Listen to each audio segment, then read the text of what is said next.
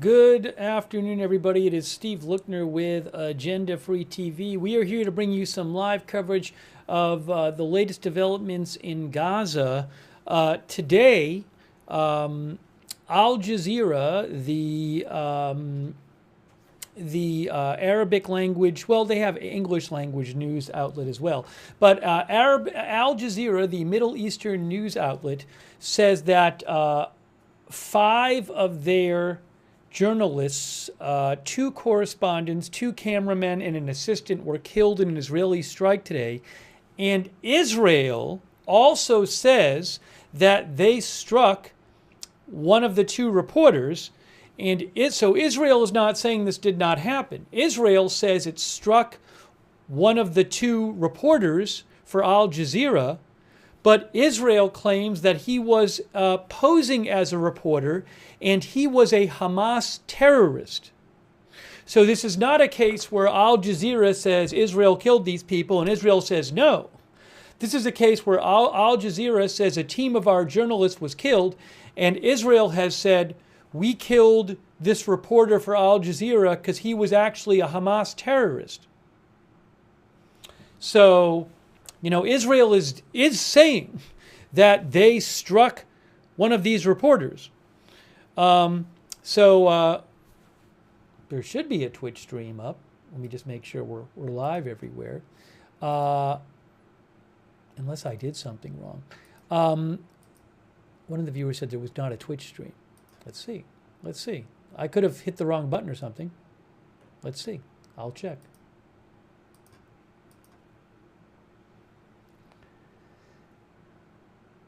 No, Twitch is live. Should be live. If it isn't, I don't know why it isn't.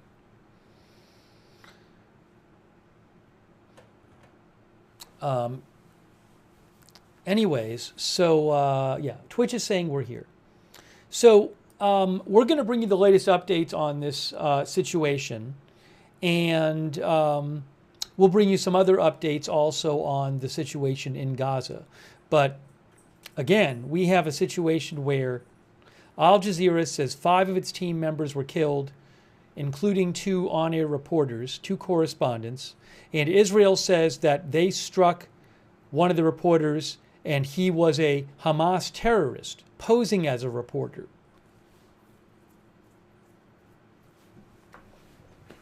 Here also, we also have a live shot from looking into Gaza from Israel, so we'll keep an eye on that as well. All right, so let's get into the details here. It is 1:44 a.m. Gaza time. I do want to thank you for being here, and thanks to our moderators. We have, hang on a moment here. I want to thank our moderators.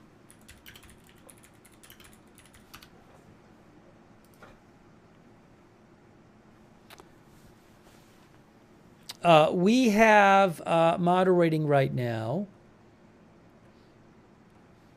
Cerrero, Idaho Star, Matthew Kohai 3, McBritches, and Surly Dev. There's an additional moderator. Hold on 1 second here. I have to add one other thing here. Give me a quick second.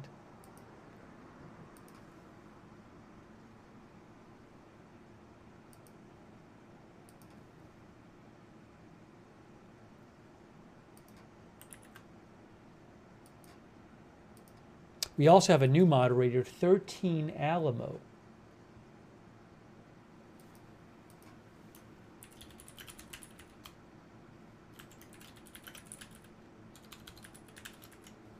Over there on Twitch. And Linda Bell, Glary, Misha moderate for us on X.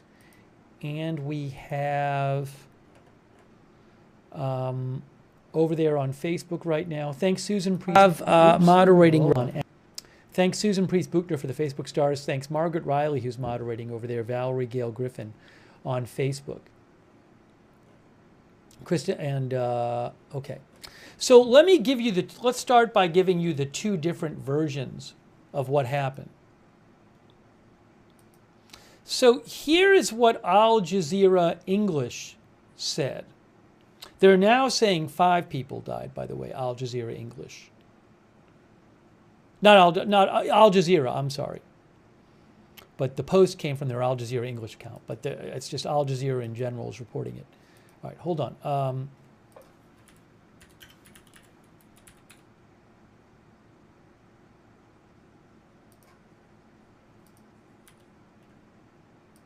I'm going to put it on the screen.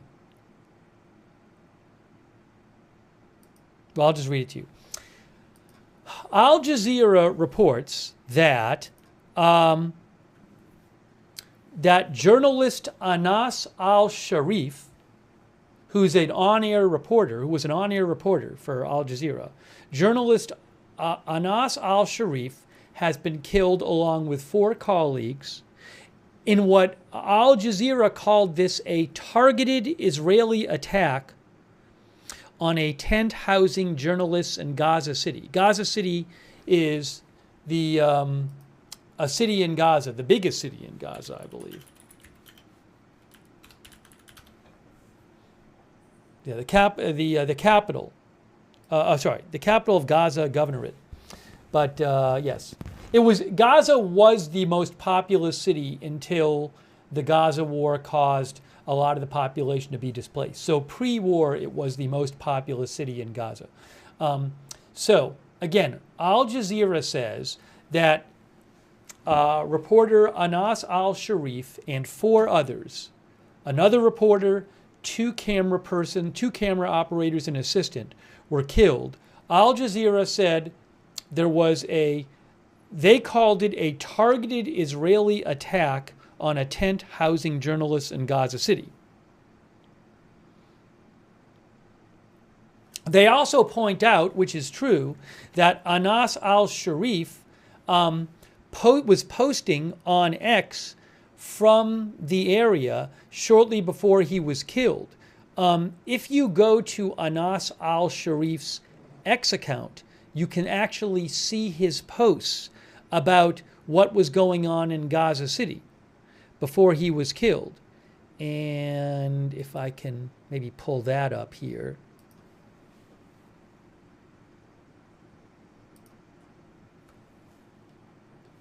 So this is Anas Al Sharif's X account right there. See, Anas Al Sharif, that is his X account. Palestinian journalist, it says, Al Jazeera. And then if you go down, what you see is this was posted this was posted about 2 hours and 25 minutes ago, less than 2.5 hours ago. He said relentless bombardment for 2 hours. The Israeli aggression has intensified on Gaza City. Now, I don't own the rights to the video, so you can go there and play the video if you'd like. I'll actually post a link to his X account in the chat. But he was clearly there, and he also posted, you can see here, this is posted, this was at 2.5 hours ago, basically. He said, breaking intense concentrated Israeli bombardment using fire belts. That's some kind of, I would assume, some kind of term for, a translated term for some kind of airstrikes, is hitting the eastern and southern areas of Gaza City. And he had posted another post saying that Israel was striking Gaza City right before that. So he posted several times. In his last post, and again, I'm not going to play the video because I don't own the video, but he showed the scene. This was about 2.5 hours ago. Again, less than 2.5 hours ago was his last post. And he was reporting about how there was strikes going on in the area he was in. Well, he is now dead, along with another reporter, 2 camera operators, and an assistant for Al Jazeera. Now, let me now show you what Israel posted about this. Okay, this is what Israel posted. Hold on.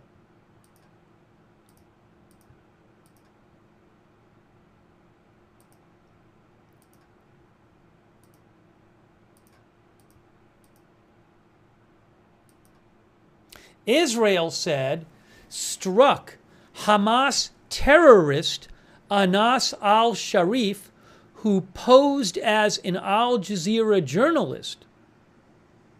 Al Sharif says Israel was the head of a Hamas terrorist cell and advanced rocket attacks on Israeli civilians and IDF troops. Intelligence and documents from Gaza, including rosters, terrorist training units, and salary records, prove he was a Hamas operative integrated into Al Jazeera. A press badge isn't a shield for terrorism.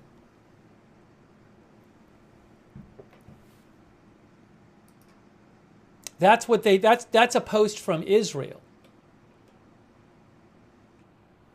Let me just show you this. Hold on. Let me pull this on the screen for you.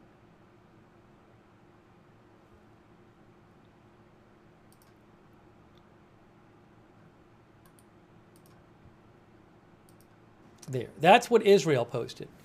They said, they gave these figures about him, and they said he's a Hamas terrorist. You can see Israel claims he was the head of a terrorist cell in a Hamas-guided rockets platoon who posed as a journalist.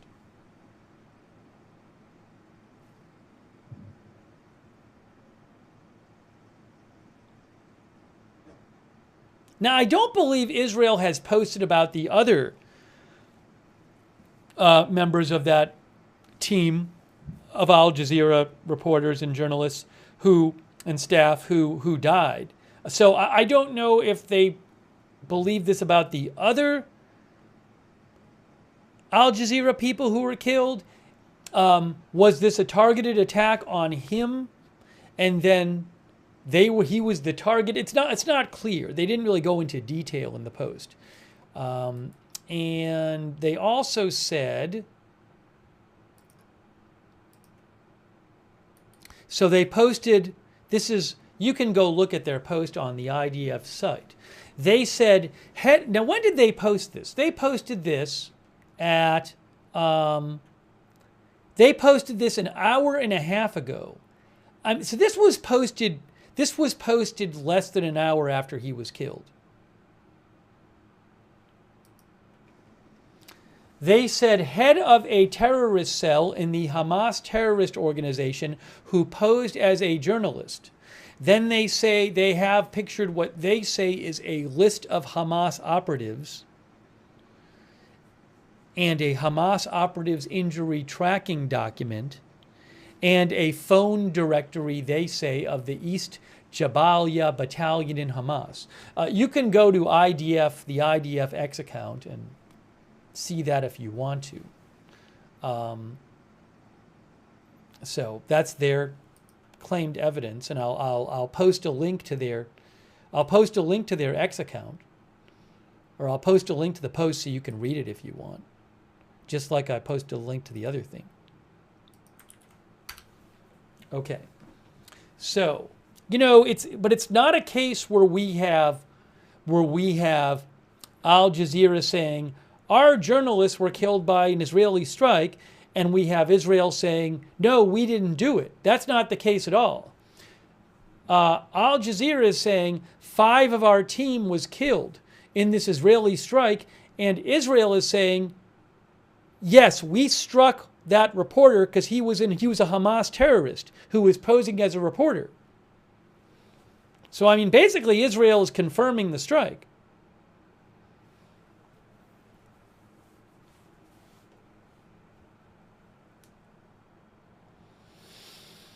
So, let me also mention the others who died, according to Al Jazeera, included, so they said that Al Sharif was a well-known Al Jazeera Arabic correspondent, and he had reported extensively from northern Gaza. They said the others who were killed were Al Jazeera correspondent Mohammed Karike, 2 camera operators. Oh, they said there were 3 camera operators. In their article, they say 3 camera operators. Ibrahim Zahir, Mohammed Nufal, and Moamin Aliwa. So in the Al Jazeera article, it says 2 reporters and 3 camera operators were killed.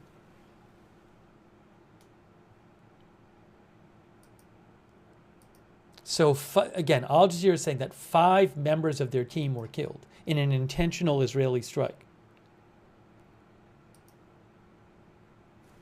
Let me just show you for a second. That's a shot of Gaza.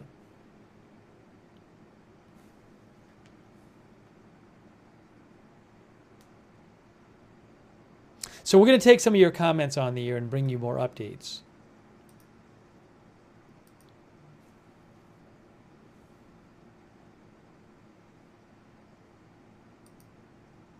Oh, here's an article they posted about it. I'm going to translate it. This is from the IDF website, right here. They say IDF attacks terrorists who acted under the guise of a journalist at Al Jazeera. The IDF says the IDF attacked the terrorist Anas Al Sharif, who acted under the guise of an Al Jazeera network journalist. They said he served as the head of a Hamas squad and promoted rocket fires against the citizens of the State of Israel and IDF forces. It's the same. It's basically the same post I just read you from their X account.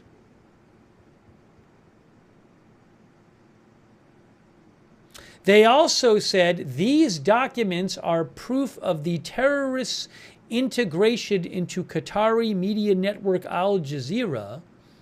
And they say, prior to the attack, steps were taken to reduce the risk of harm to civilians, including the use of precise armaments, aerial observations, and other conscious information.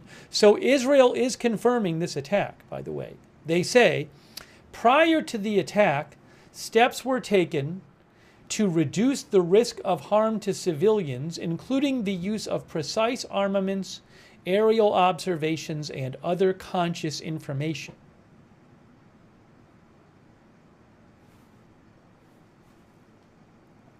One of our viewers said they saw a flash on the stream. Yeah, I mean, it's pretty common these days to see periodic explosions or flashes or hear booms on the Gaza feed. You know, Israel is, we'll talk about this, Israel says they are going to mount a major operation in the coming days, weeks, whatever, in Gaza City. That's not going on right now. But we certainly there might be stuff on the feed. By the way, I want to say a quick thanks to Hermit Ersatz and Lena Lopez and Lidwine Elizabeth. No, I'm not aware that the major operation into Gaza City has started yet. I've heard no kind of announcement about that. We'll talk about that, but that's supposed to be a major operation.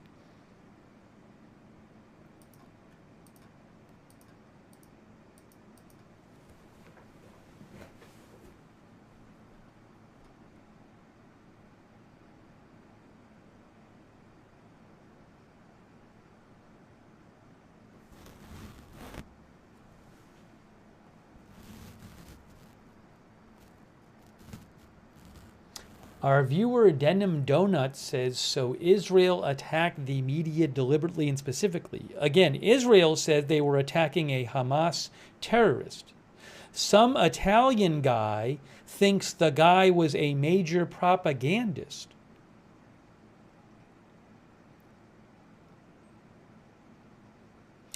BD425 says, I know people in the IDF, they do their due diligence, they have amazing intelligence.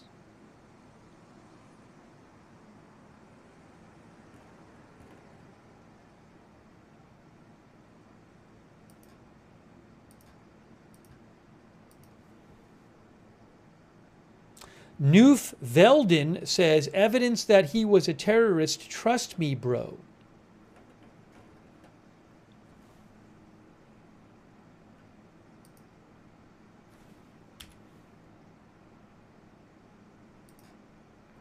Here is an update from Reuters. Israel kills Al Jazeera journalist, it says, was Hamas leader. This is a photo from the area of the strike from Reuters. Palestinians inspect the site of an Israeli strike where Al Jazeera says its journalists Anas Al Sharif, Mohammed Karike, and 3 photojournalists were killed in Gaza. This strike happened in the last few hours.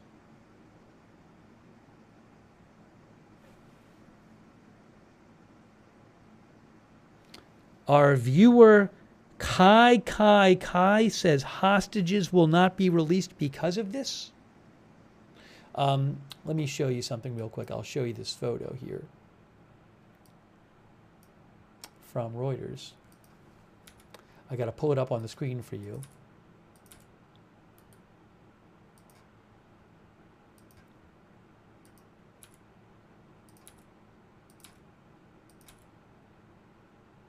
Here is that photo, which is, according to Reuters, of the scene where this happened. It's not graphic, the photo. But I'm going to put it on the screen right now for you.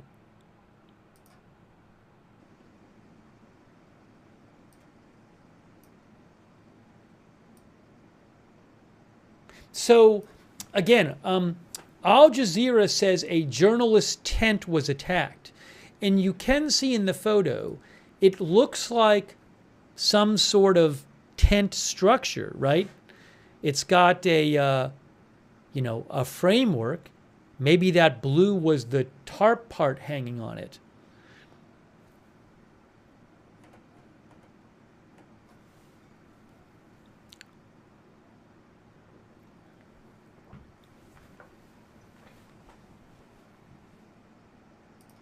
Reuters says Israel's military said it targeted and killed a Hamas cell leader posing as an Al Jazeera journalist in an airstrike on Gaza City Sunday, a claim condemned by Al Jazeera.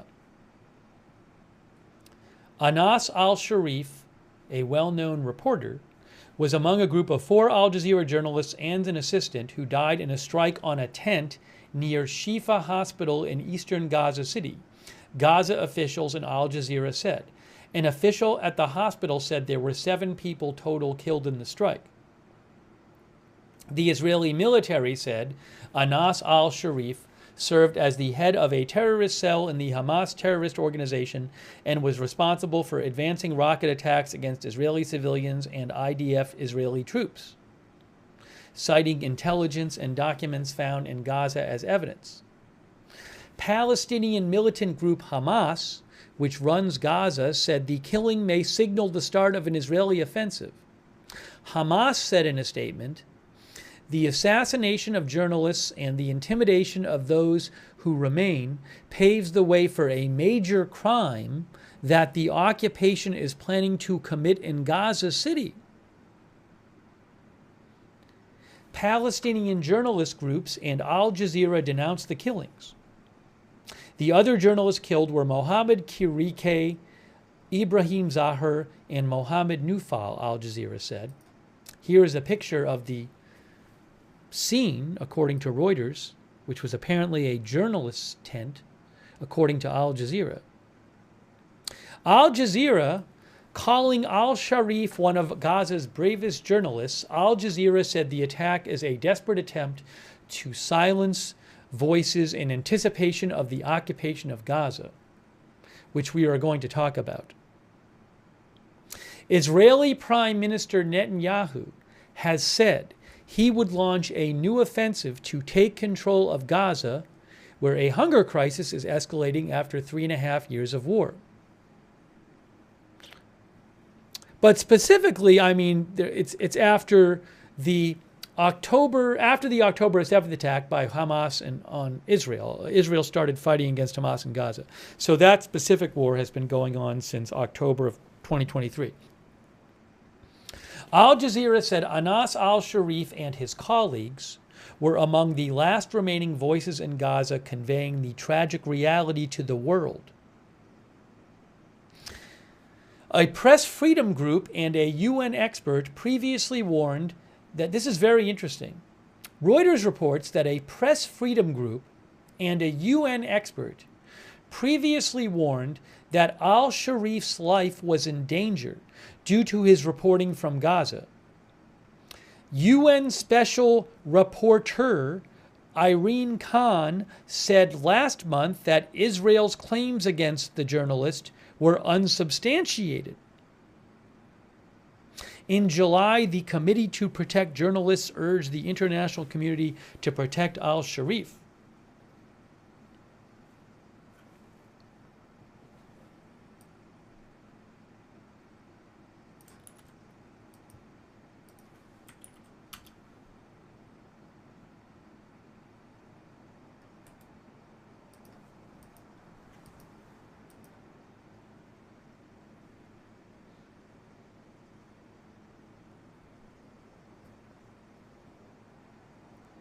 John Smith, our viewer, says, what a mess.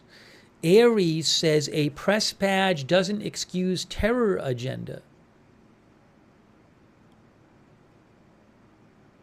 One of our viewers mentioned his last will and testament. Yes, it got posted on his account. Apparently, he had it like prepared in advance if something happened to him.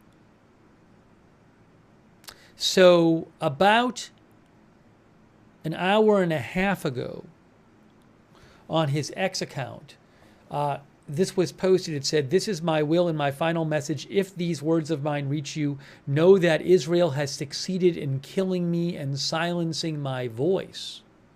I'm not going to read the whole thing.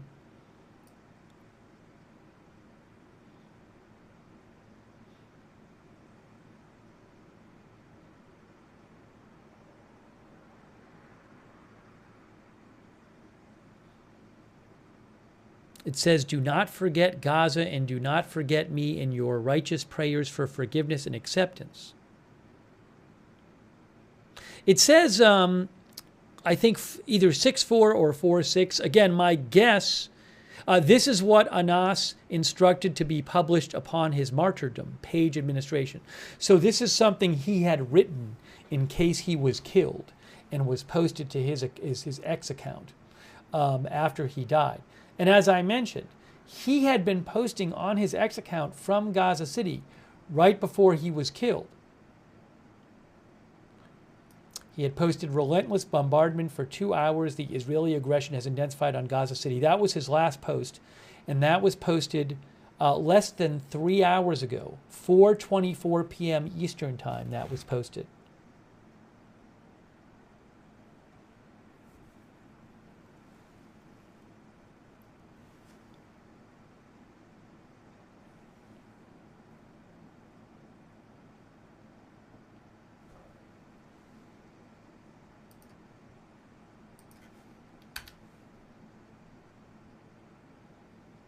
By the way, thank you to Naaman Gaijin.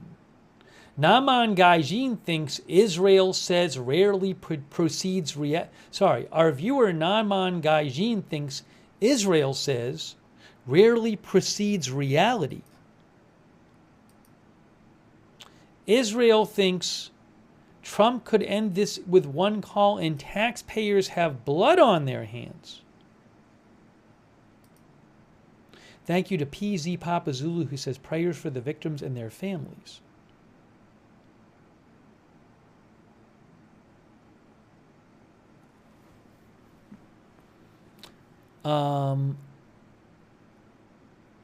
Arunta says this will cause horrible hatred to Israel, and this age is very dangerous.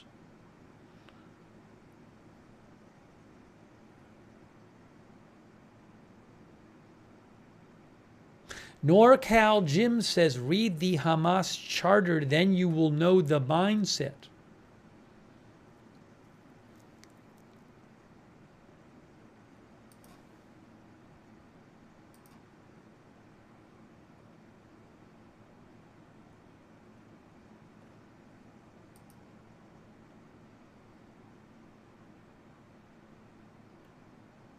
Let me see if I have any updates for you on this. We're going to talk about generally what's going on there. This is from a little while ago, by the way. Netanyahu defends new military offensive in Gaza and says it will be wider than announced. That's an update from today. So we're going to look at that in a second.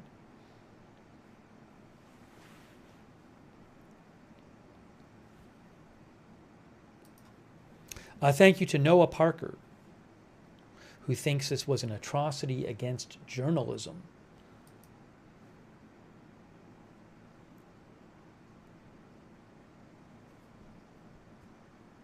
Kathleen Klein, our viewer, thinks Al Jazeera is famous for spreading Hamas propaganda.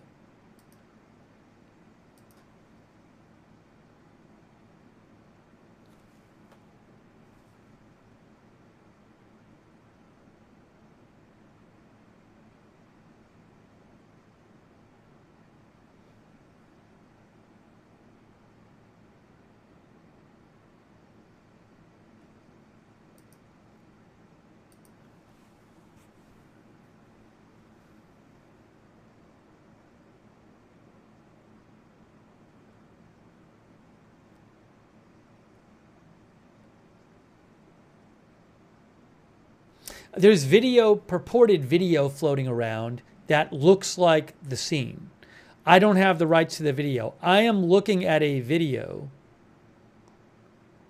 which purportedly shows the scene, and it seems to kind of match the photo.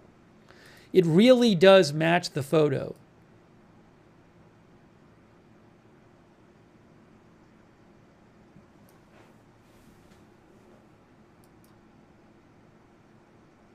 I'm going to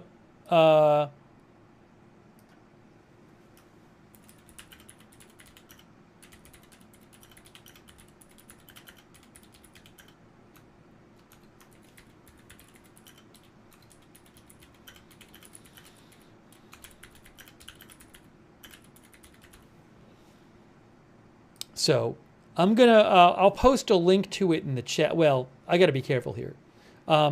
I'm going to repost it on my X account, and you can see it here.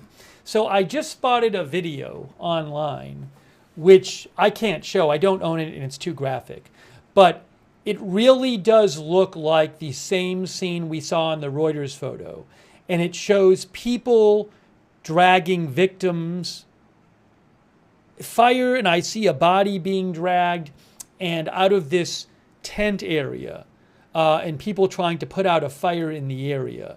My X account is at Lookner, and I reposted it. Local Focus Security Alerts posted the video. I don't know who originally posted the video. But the reason I think it might be legit, that video, is because it really does seem to match this Reuters photo that I showed you. I'll show you the Reuters photo again. The video I just posted here. This isn't the video. So remember this photo I just showed you? You see like this tent framework, and you see this white car, and you see the blue stuff on the ground. In the video I just saw, which is horrible, of the post-strike scene where a body's being dragged away and it's really terrible, it looks like the same scene. You appear to see the same car and the same framework. So again, if you do, I would advise you before watching the video that it's somewhat graphic. But if you do, it does seem to match that, at least from what I can tell, that photo that Reuters posted.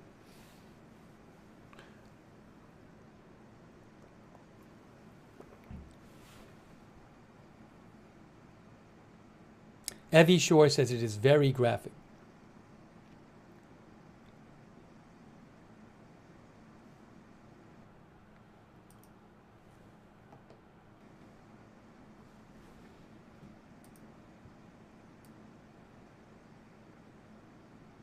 It might even be, I mean, I didn't even watch the whole thing through, but it might even get more graphic at a certain point. Again, I'm not going to show it here. It's about a minute long, that video.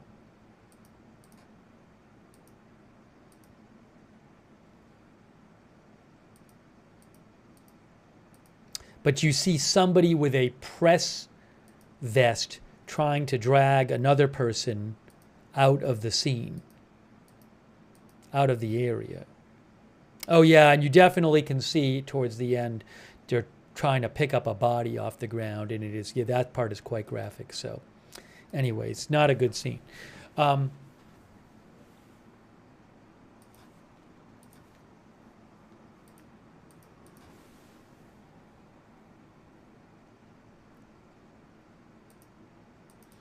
so again, Al Jazeera has said that 5 of its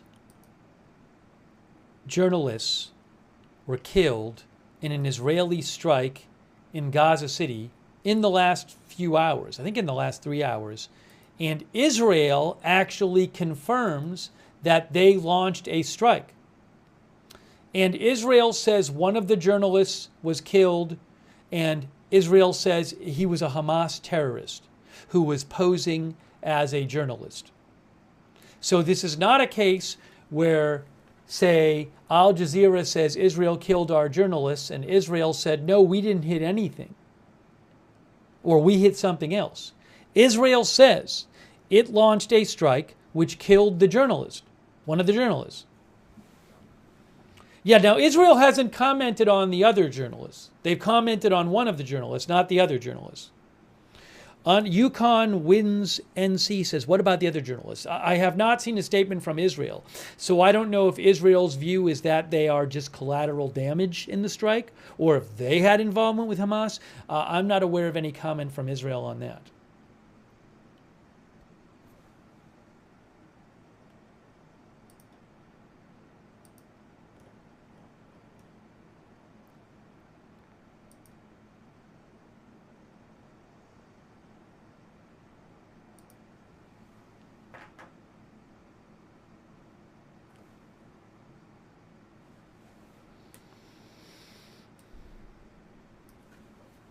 So again, according to Al Jazeera, they say that 5 of their journalists were killed by Israel in this strike on a tent housing journalists near Al-Shifa Hospital in Gaza City. And they say it was 2 reporters, 2 on-air, 2 correspondents, and 3 camera operators. And they called it a targeted attack on a tent housing journalists. And it does appear to be a targeted attack because Israel said they did a targeted attack. Well, they said they did a strike on a particular person.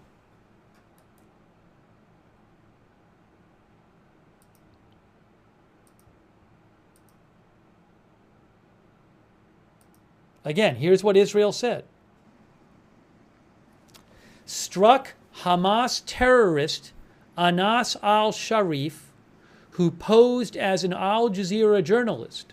Al Sharif was the head of a Hamas terrorist cell and advanced rocket attacks on Israeli civilians and IDF troops. Intelligence and documents from Gaza, including rosters, terrorist training lists, and salary records, prove, Israel says, that he was a Hamas operative integrated into Al Jazeera. A press badge isn't a shield for journalism, they said. And here's their post that they posted about Anas Al Sharif. They say he was the head of a terrorist cell. He is one of the people killed tonight.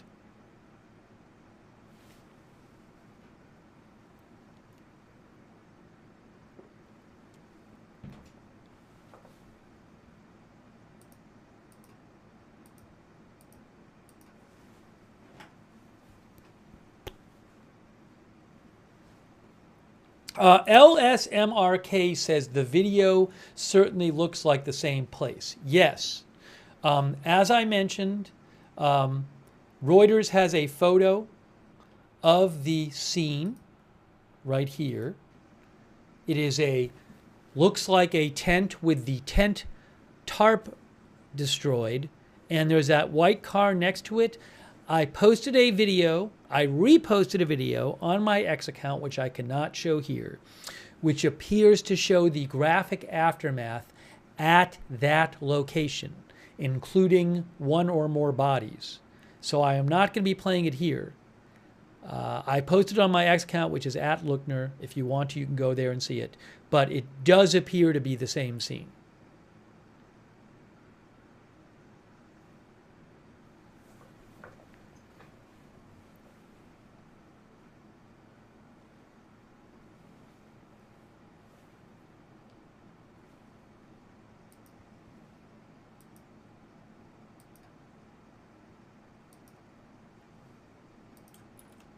My X account is at Lookner.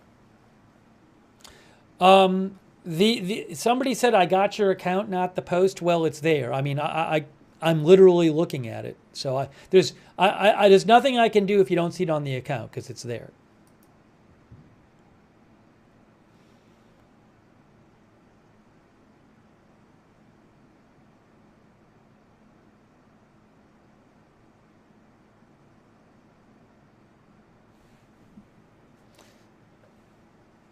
Chris Missile says, why are you doing IDF propaganda? This was a known journalist. I'm not doing IDF propaganda. I told you what Al Jazeera said, and I told you what the IDF said. What you believe is up to you. They can't both be true. Well, I mean, yeah, they can't both be true. Because Al Jazeera is claiming he's an innocent journalist.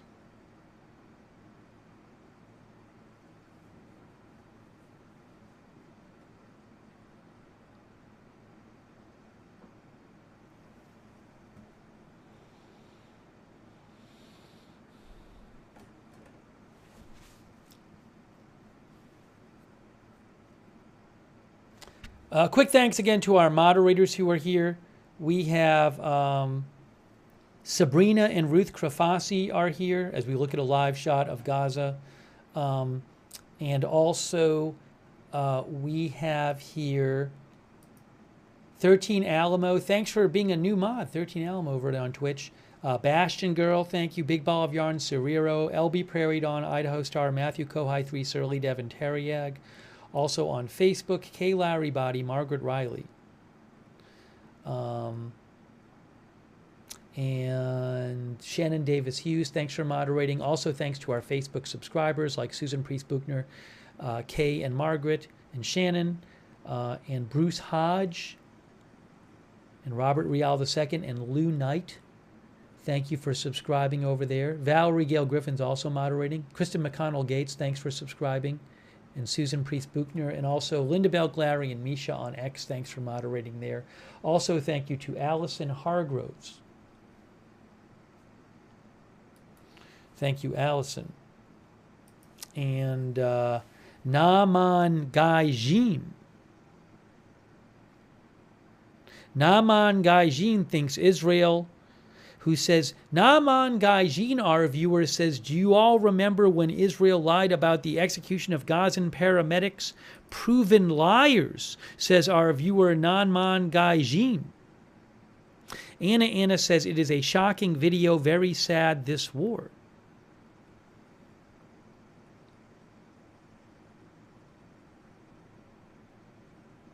Pond says Al Jazeera might not have known he was affiliated with terrorists, so we can't really blame either side until we know more.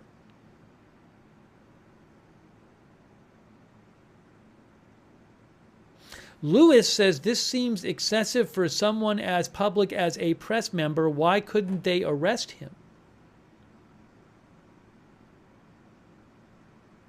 Jody Harker says Al Jazeera always sides with the terrorists.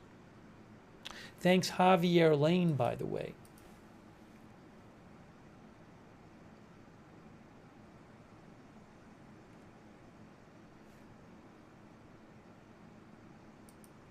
Let's talk a little about the situation in general going on. And we'll get back to the specifics about this incident, but I want to talk about the situation in general as well.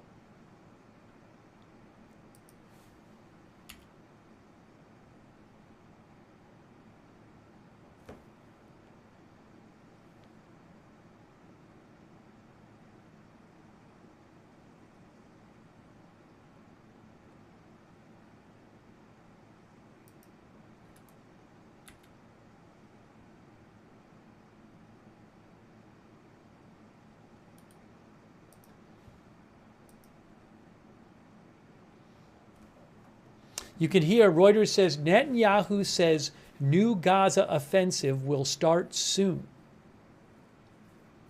Big new offensive supposed to be coming in Gaza. Oh, there's a little video here I can show you too. Hold on, let me download this.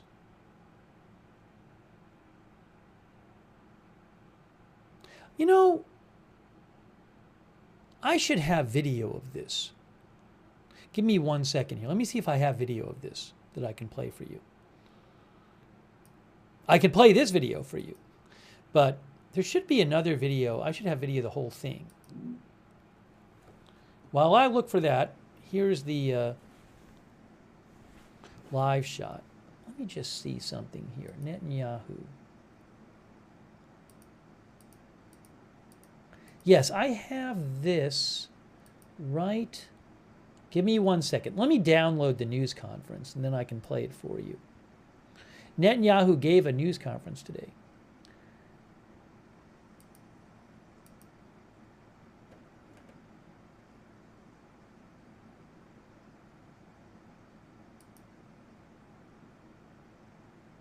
And it looks like he spoke some English during it. So let me download that. All right, I'm downloading the Netanyahu press conference. But let me just show you, give you an update here. Netanyahu says new Gaza offensive will start soon. Reuters says Prime Minister Netanyahu said today he expected to complete a new Gaza offensive fairly quickly as the UN Security Council heard new demands for an end to suffering in Gaza. Netanyahu speaking today, hold on, hearing some booms on the Gaza feed, by the way. Netanyahu speaking today after his security cabinet on Friday approved a much criticized plan to take control of Gaza City, said he had no choice but to complete the job and defeat Hamas to free hostages seized from Israel. Gaza City, which is Gaza's most populous center, or at least it was before the start of the war, came under escalating airstrikes late today, witnesses said. At least 5 people were killed at a sandwich shop in the Sabra neighborhood. Health officials at Shifa Hospital said, and as we've been telling you, Al Jazeera says 5 of its journalists were killed in a strike on a journalist tent near that in Gaza City, and Israel says they struck one of the journalists because he was a Hamas terrorist.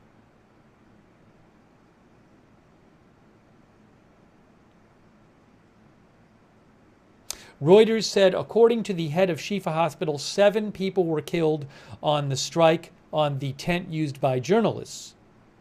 And tank fire was also reported in that area today.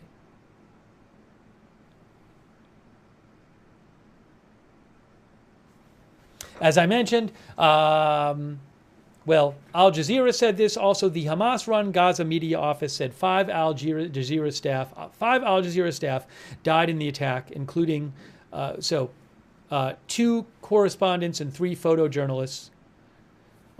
As Al Jazeera said, Israel's military said it targeted and killed Al Sharif, whom it claimed was the head of a Hamas cell posing as a journalist.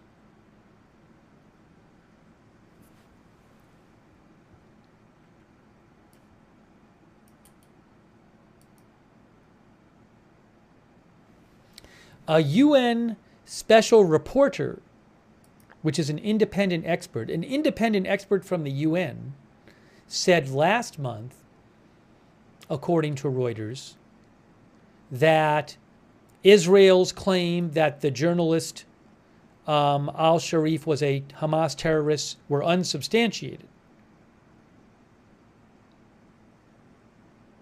Oh, I have the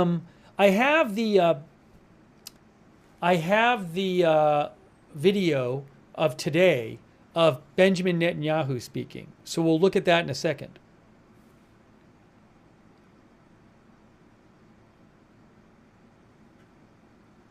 Earlier today, Prime Minister Netanyahu of Israel said the new Gaza offensive aimed to tackle 2 remaining Hamas strongholds in what he called his only option because of Hamas's refusal to lay down its arms. Hamas says it will not disarm unless an independent Palestinian state is established.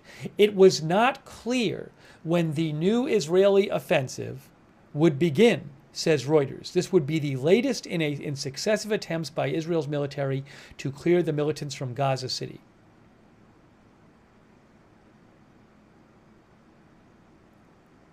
Now, part of this new offensive by Israel in Gaza City is to involve, I believe, hundreds of thousands of civilians being moved out of the city. Today, Netanyahu said, the timeline that we set for the action is fairly quickly. We want, first of all, to enable safe zones to be established so the civilian population of Gaza City can move out. The city, home to 1 million people before the war, would be moved into safe zones, he said. Palestinians say these have not protected them from Israeli fire in the past. Israel's military chief has voiced opposition to occupying the entire Gaza Strip, which I believe the Israeli Security Cabinet has now approved, and has warned that expanding the offensive could endanger the lives of hostages Hamas is still holding and draw its troops into protracted and deadly guerrilla warfare. Netanyahu said his goal was not to occupy Gaza. We want a security belt right next to our border, but we don't want to stay in Gaza. That's not our purpose, he said. Maybe we can take a look at what he said today.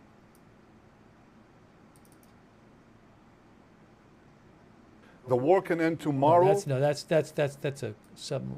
I want to show you the whole thing. I'll pull it up on the screen.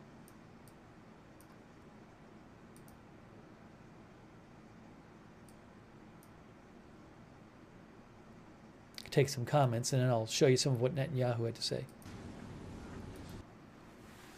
At least the parts in English.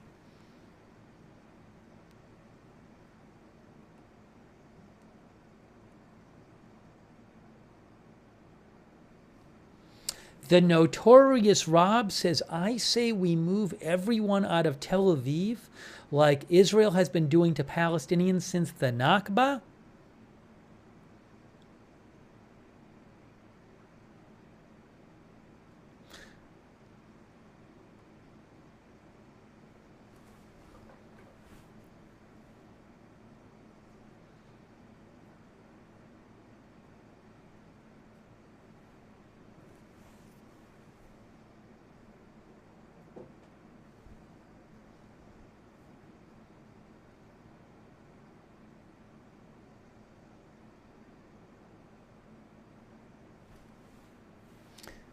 Newbie says props to the IDF who are eliminating terrorists.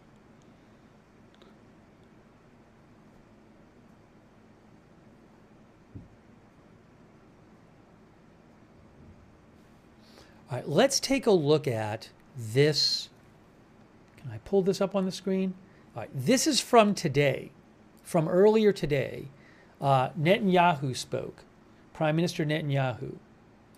And he didn't, I believe at the time he spoke, this news about the Al Jazeera journalist being killed had not come out yet. But so I'm showing this more as like a, to talk about, as part of our also talking about generally what's going on there in the upcoming offensive that Israel says is going to happen. Now, let me get to the part where he speaks in English, because I don't know. I'm guessing a bunch of this is in Hebrew.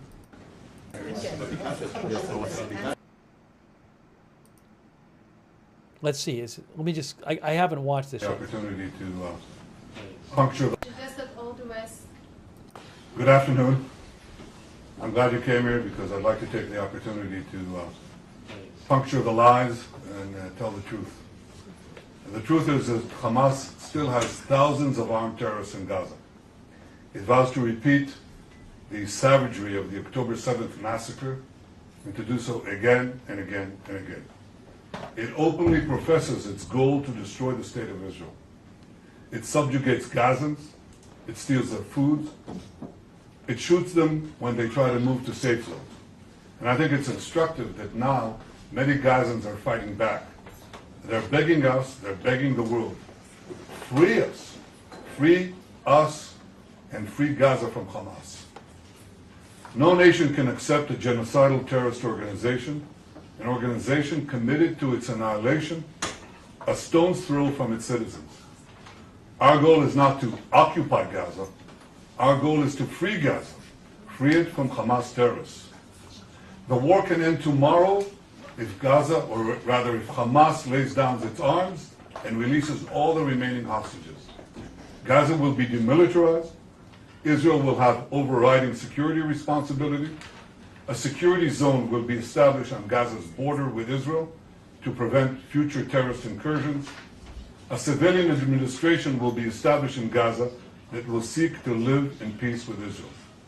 That's our plan for the day after Hamas, and let me summarize it. 5 principles for concluding the war. 1, Hamas disarmed. 2nd, all hostages freed. 3rd, Gaza demilitarized. 4th, Israel has overriding security control. And 5, non-Israeli, peaceful civilian administration. By that I mean a civilian administration that doesn't educate its children for terror, doesn't pay terrorists, and doesn't launch terrorist attacks against Israel. That's what we want to see in Gaza. So it's neither Hamas nor the PA. That's our plan. Given Hamas's refusal to lay down its arms, Israel has no choice to finish the job and complete the defeat of Hamas. Now, we've done a great deal. We have about 70 to 75% of Gaza under Israeli control, military control. But we have 2 remaining strongholds, okay? These are Gaza City and the central camps in the Muasi. That's roughly, it's schematically presented here, but it's fairly accurate. Last Thursday, Israel's Security Cabinet, instructed the IDF to dismantle the 2 remaining Hamas strongholds in Gaza City and the central camps.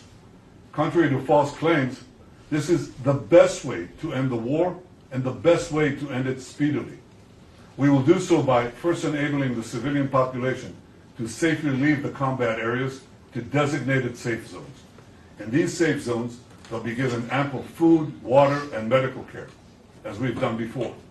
And again, contrary to false claims, our policy throughout the war has been to prevent a humanitarian crisis, while Hamas's policy has been to create it. Since the beginning of the war, Israel has let in close to 2 million tons of aid. I know of no other army that has enabled such aid to go to the civilian population in enemy territory. Now, if we had a starvation policy, no one in Gaza would have survived after 2 years of war. But our policy has been the exact opposite. We let in, as I said, almost 2 million tons of aid and sent millions of text messages, millions of phone calls to Gazans to get out of harm's way. Yet in the last few months, Hamas has violently looted the aid trucks meant to get to Palestinian civilians. They deliberately created a shortage of supply. And the UN consistently refused, until recently, to distribute the thousands of trucks that we let into Gaza through the Kerem Shalom crossing. So our problem is that we've had tons of uncollected food rotting on the Gazan side of the border because the UN was and still is unwilling to deliver all of it. Here are the tons and tons and tons of humanitarian aid that Israel let in to the Gazan side of the Kerem Shalom crossing, just sitting there because it's not distributed. So now we're going to go around this obstacle. We are going around it by doing 3 things. 1, can I show this, please? Okay. Designating safe corridors for humanitarian aid distribution. No, that's showing the problem, not showing the solution, but here it is. First, designating rather safe corridors for aid distribution. You can drive trucks there and you'll be safe. Second, increasing the number of safe distribution points managed by the Gazan humanitarian foundations. And 3, airdrops. That's airdrops done by the Israeli Air Force, and we're inviting others to join us. The result has been a humanitarian surge, which we're coordinating with President Trump and his team, and hundreds of trucks have gone in recent days. This is preventing hunger. But it's not prevented the global campaign of lies that we have all witnessed. So in Gaza, despite Hamas's obstacles, 2 million people are now getting access to humanitarian aid. But I'll tell you who isn't. The only ones that are being deliberately starved in Gaza are our hostages. This is Aviatar David. Look at his hand and his arm. He's being deliberately starved by these Hamas monsters. And look at the Hamas captor. Look at the difference. He's eating, and he's eating well. The purpose of this news conference is to puncture the lies and spread the truth. But that distortion has been propelled around the earth, almost the way that the Jewish people were maligned in the Middle Ages. Every massacre of the Jewish people was preceded by massive vilification. We were said to be spreading vermin to Christian societies. We were said to be poisoning the wells. We were said to slaughter Christian children for their blood. And as these lies spread around the globe, they were followed by horrific massacres, pogroms, displacements, finally culminating in the worst massacre of them all, the Holocaust. Today, the Jewish state is being maligned in a similar way. Everything that I told you could be verified easily, but it hasn't. And the international press has bought hook, line, and sinker Hamas statistics, Hamas claims, Hamas forgeries, and Hamas photographs. For example, these 3 children. The first one is Osama al-Makub. He is in Italy getting treatment because Israel got him out. That's what he looks like today. I want to just be careful with the photo. I know it says fake, but even if it's a graphic fake photo, I'm gonna kind of skip through that part because, you know, I got to be a little careful with what I'm showing here. So I'm gonna skip. I want to skip the close-up. He showed a close-up of that photo. So I'm gonna zoom past that little part so you don't see the close-up of the photo. And let's continue. We won't suffer. We won't allow. Yeah, I just have to, you know, be careful with what I'm showing. So if it's too graphic, even if he says it's fake, I want to be careful. I don't want to show a close-up of it. To go. You get his point, I assume, about the photos. Unchallenged, and this is the purpose of this press conference. I hope that you open your eyes to a simple fact. Hamas lies. Now you can ask me any questions. Reuters first. Thank you, Prime Minister. Could you give us, please, a timeline when you expect to conclude the new expansion of the new offensive? And if you can give us a few more details about how you're going to provide about this humanitarian surge and how GHF is going to be involved in this. Thank you.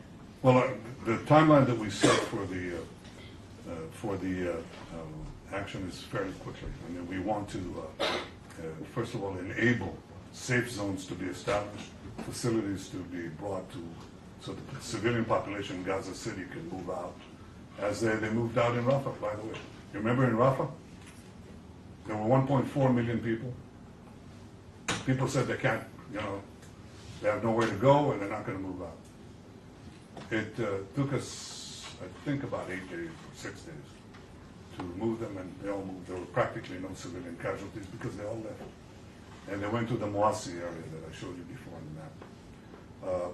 We think we can achieve a similar result that safeguards the civilian population, at the same time enables us to go at the last stronghold, the most important stronghold of Hamas, which we haven't done so up to the war. I mean, we've been there, but we haven't taken it as a goal to dismantle the Hamas stronghold there. We do now. I don't want to talk about exact timetables, but we're talking in terms of fairly short timetable, because we want to bring the war to an end. This is how we bring the war to an end. As far as the surge is concerned, we're talking to the U.S. about additional measures, but we haven't waited. Because what we're doing, as I said, is designate safe corridors, allow and expand the GHF distribution points, and they're trying to bring in more resources, hope to recruit some international organizations. maybe, God willing, the UN, if they ever decide to actually do something for the Palestinian people that doesn't go through Hamas.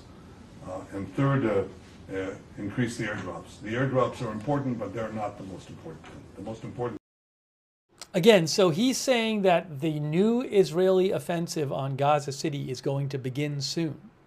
Thing is ground routes that bring aid, a surge of aid to the Palestinian population as far as we can without letting Hamas loot it.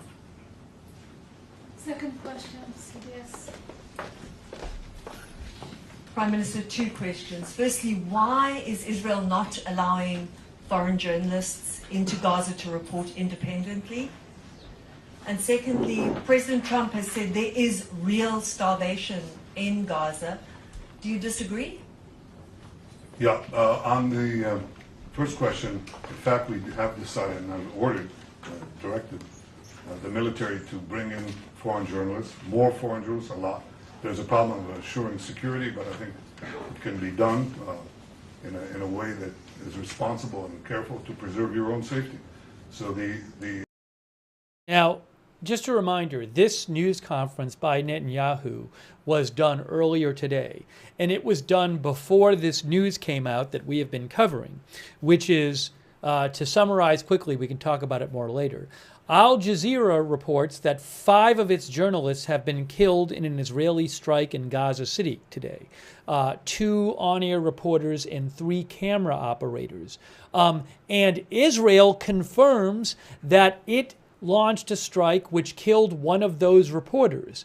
Israel said that it struck the reporter they called him a Hamas terrorist. Israel said that they struck Anas Al Sharif, who's a well-known reporter from Al Jazeera, but Israel said he was a Hamas terrorist posing as an Al Jazeera reporter. So Israel is not denying that they carried out the strike. They're saying they did the strike, but they say that one of the journalists was actually a Hamas terrorist posing as a journalist. I don't believe they've commented on the other Al Jazeera members, Al Jazeera journalists who were killed in this strike. So anyways, though, I just want to, you might say like, well, why isn't he talking about during this press conference? This press conference was earlier today before that news came out about the killed journalists in the Israeli strike. We'll talk more about that later, but I'll just let you guys, we're listening to some of the Q&A earlier, and again, Netanyahu is talking about this new offensive, which he says is going to be starting soon in Gaza City, major Israeli offensive. He was just asked a question by CBS which he hasn't answered yet, which we'll see the answer to coming up, about hunger. There's been lots of reporting in recent weeks of severe hunger in Gaza. So let's keep. I'm going to play some more of this Q&A, and then we'll take some more of your comments and bring you more updates. But he's going to talk about that in a second on this video from today. The directive has been since, when is it? 2 days ago. And from what you're telling me, it hasn't yet been implemented, but it should be, because I think you should see it. And one of the things you're going to see is precisely our efforts to bring in Gazans, to bring in food to Gaza. You'll see the trucks that have been entered Gaza and are still waiting to be distributed. You'll see Gazans who are fighting Hamas. You know, we haven't seen it since the beginning of the war. You know, and that's a reflection of the fact that they know that we're approaching the end stage, and these people are, risking their lives and their families, but they say we can't take it anymore, and they fight back. And the other thing you'll see is physical destruction. And the physical destruction is not because Israel is destroying structures with people in there. That's not what's happening. Israel, in fact, is clearing the population, as in Rafah. But the Hamas terrorists who may stay in those areas booby-trap just about every single building. Not every single building, but a lot of them. And every road, and every street, and every junction, every intersection. So one of the things that we do is we place old APC, armored personnel carriers, with tons of explosives, and we detonate them, and they set off all the booby traps. That's why you see the destruction. And we do similar things in the tunnels. The tunnels, these terror tunnels, we put TNT in them and we detonate that after people have left. But they're under buildings, so the buildings collapse. That's why you see destruction.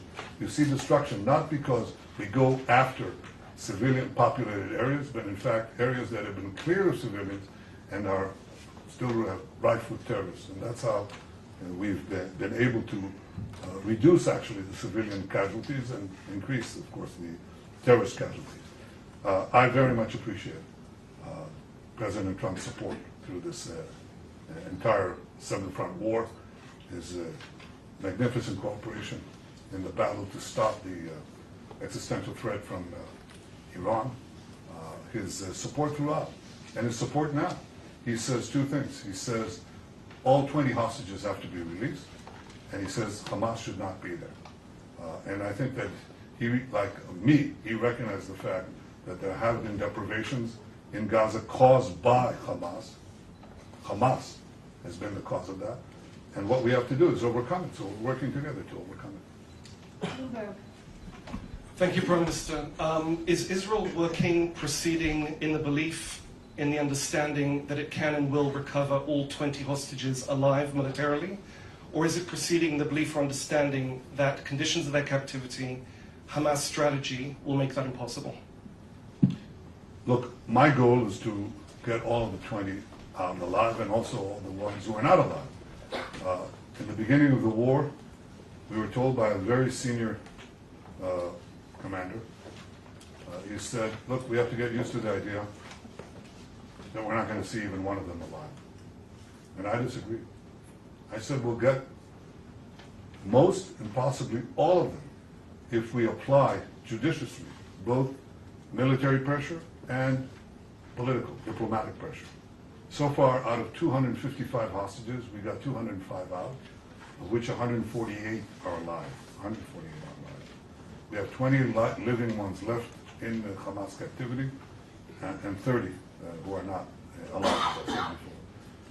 If we don't do anything, we're not going to get them out. The option of just doing a war of attrition from defensive positions has not proved itself, and I think it will just it won't get them out, but I think it will draw us into a protracted conflict that doesn't bring the war to an end.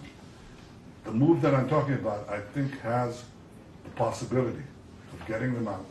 We're talking about how to, I don't want to go into details, but how to get the remaining hostages alive as we close in on Hamas. And there are various ways that I think, creative ways that this can be done, but again, I won't go into that now. CNN. Thank you, Prime Minister. To question, please. You've just shown the horrific photo of Evacuation David, who's kept hostage in Gaza. We know that the hostages' days are numbered. So how will prolonging the war bring them home? And second question, you stated that Gaza would be passed to civilian governance that is not Hamas and not the Palestinian Authority. Can you specifically identify who this civilian governance would be? Do you have any concrete entities or individuals in mind? And is there a timeline for establishing this administration? Yeah, well, I don't want to prolong the war. I want to end the war. And I think the other suggestions would have prolonged it. They may have gotten a dripping of the hostages, even though Hamas showed no willingness to do that. And then they just go on and on and on, and we have this endless. Unless you are willing to just say, Israel capitulate, go out. And even then, I don't think we'll get all the hostages. And if we capitulate, it means that Hamas will rearm, regroup, and carry out all the threats that it openly professes every day, by the way. Every day they say, we're going to do the October 7th massacre again and again, and we're going to destroy the state of Israel. You can't leave them there. So we're not going to do that. So my goal is not to prolong the war. My goal is to end the war. And I think that prolonging the war means that many of them could be starved to death. That's exactly the point. I don't want that. As far as the specific partners for the civil governance of Hamas, we're actually, I think the 5 principles are generally widely accepted. And it's instructive that some of the Arab countries, quite a few of them actually, said that Hamas has to be disarmed. I think this is the starting point. And look at what is happening in Lebanon as a result of our action. The Lebanese government, the new Lebanese He's talking about disarming Hezbollah. Who would have believed it? Well, some of us did. I did. And that's changing the Middle East, as I promised to do on the second day of the war. I think in this case, if we succeed in this effort to basically end the war by defeating Hamas, its remaining strongholds, there are several candidates. That we're talking about, several constructs. And it's a transitional period. It's a transitional authority. It's going to be there because we don't want to, contrary to what I said, we want a security belt, but right next to our border. But we don't want to stay in Gaza. That's not our purpose. At least not my purpose, and I openly say it, including to those who disagree with me, and there are some who do. But I think that our goal is to make sure that Hamas isn't there, and that what replaces Hamas does not educate for terrorism, pay for terrorism, launch terrorism, but is willing to live in peace. There are candidates. I don't want to spoil the chances of succeeding here because I think they're real, but they're real providing we finish the job. See, no one's going to go in there if we don't finish the job. We can talk about the day after until eternity. No one's going to go in there unless we finish Hamas, and we're able to finish Hamas, and we will finish. Yes, Welt TV Germany. Thank you, Mr. Prime Minister. So the German Chancellor has once again defended his decision not to send. All right, so we've been watching some of what Netanyahu had to say today. Maybe we'll watch a little more of that later. I do want to talk more about what specifically happened with the Al Jazeera journalists today and generally what's going on in Israel with this upcoming offensive that Israel says it's going to do in Gaza. So let's talk about a couple of those things and take some more of your comments on the air. And we still have the live shot there from Gaza, well, from Israel looking into Gaza. So, so what happened today, what we have been covering on this stream, is that Al Jazeera says 5 of its journalists were killed in a strike, what it called a targeted Israeli strike on a tent where journalists were operating in Gaza City, Gaza. And Israel actually confirmed that it struck one of those journalists, and Israel said the journalist was actually a Hamas terrorist posing as a journalist. That journalist, he's a well-known Al Jazeera, he was a well-known Al Jazeera journalist named Anas Al Sharif. And Israel claims that he was the head of, that's a Israel Defense Force graphic you're seeing on their screen that they released today after this strike. Israel says he was the head of a terrorist cell in a Hamas-guided rockets platoon who posed as a journalist. That's what Israel says. Our viewer DG says he was well known. Al Jazeera said that 2 on-air correspondents, including Anas Al Sharif, and 3 camera operators. Well, in one statement, one report I saw was 3 camera operators. One report I saw was 2 camera operators and an assistant. But 5 members of this Al Jazeera team were killed in a strike on what Al Jazeera said was a tent that the journalists were operating out of in Gaza City. So Israel says that they struck this person and that he was a terrorist, and the Israeli military said today that, as I mentioned before, they said a press badge isn't a shield for terrorism. And Israel said al-Sharif was the head of a Hamas terrorist cell and advanced rocket attacks on Israeli civilians and IDF troops. They also claimed that intelligence and documents from Gaza, including rosters, terrorist training lists, and salary records, prove he was a Hamas operative integrated into Al Jazeera.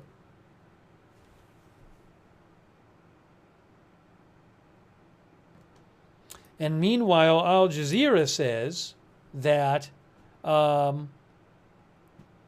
Sharif, along with 4 colleagues, were killed in a targeted Israeli attack on a tent housing journalists in Gaza City. That tent was located outside the main gate of Gaza City's Al-Shifa hospital and was attacked late Sunday night. Al Jazeera says 2 Al Jazeera correspondents and 3 camera operators were killed.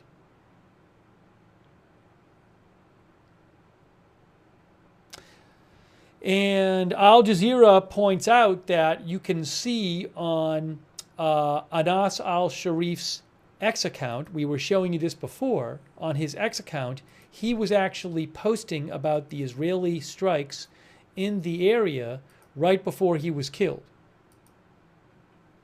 There is his X account, Anas Al Sharif. You can see he says Al Jazeera news reporter. And his last post came at, I think it was around 4:24 p.m. Eastern time. Yes, about 3.5 hours ago. And he said, relentless bombardment for 2 hours. The Israeli aggression has intensified on Gaza City. And he posted a video of it, which I don't have the rights to. And then shortly before that, he posted intense concentrated Israeli bombardment using fire belts, meaning concentrated airstrikes, is hitting the eastern and southern areas of Gaza City. So he was posting this stuff on his X account from the area right before he was killed in that strike.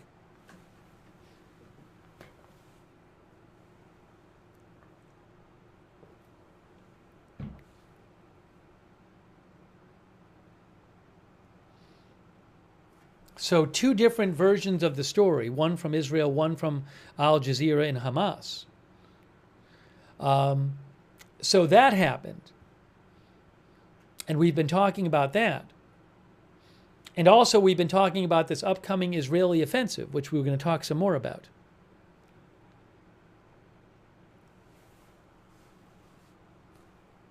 And I've been taking some of your comments on the air. Yakuza says, if he's a terrorist, then I'm Mickey Mouse. Greg Muse says they could have arrested him and used him as leverage if concerned about hostages and the claims they are making about him. Ali C says, I would imagine with Israel's amazing intel, they are correct. Many of their journalists, teachers, etc. are Hamas terrorists. By the way, I do owe some thank yous here. I want to say thanks to Jim Durgan. Thank you, Jim, for supporting the channel. Hermit Ersatz for the memberships. Thank you. Our member Gringo. Dream Squad HD.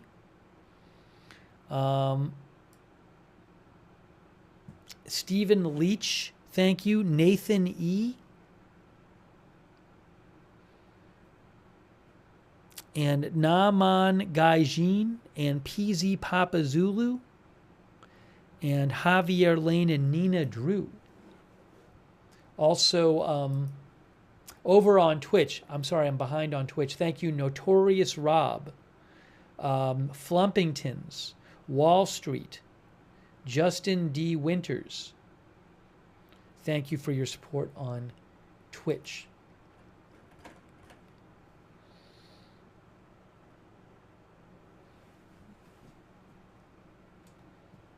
I'm going to see if there's anything else about this in Israeli media as well.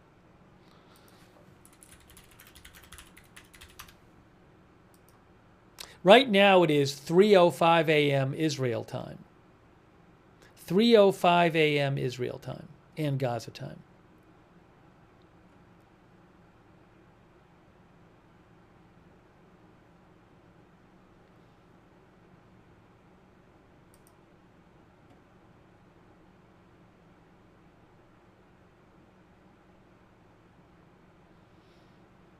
I'm looking at a Times of Israel story, but it doesn't really have much more than we talked about on the Al Jazeera journalists who were killed.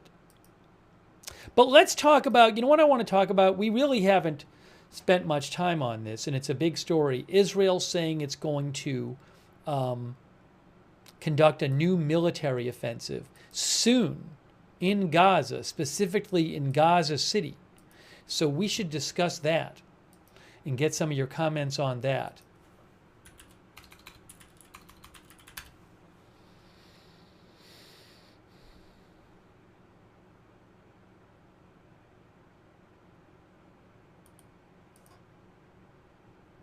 Let me pull something up here.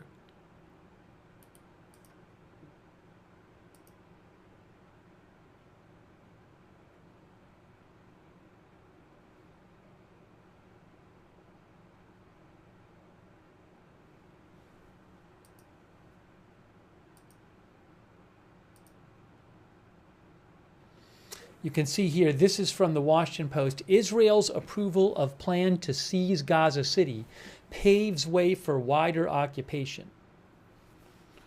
I'll show you on a map. Gaza City is the, before the October 7th attack and war, it was the most populous city in Gaza.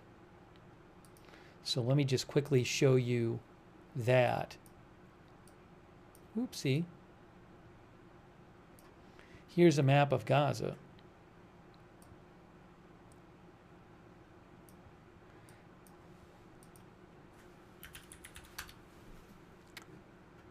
Gaza City. In there.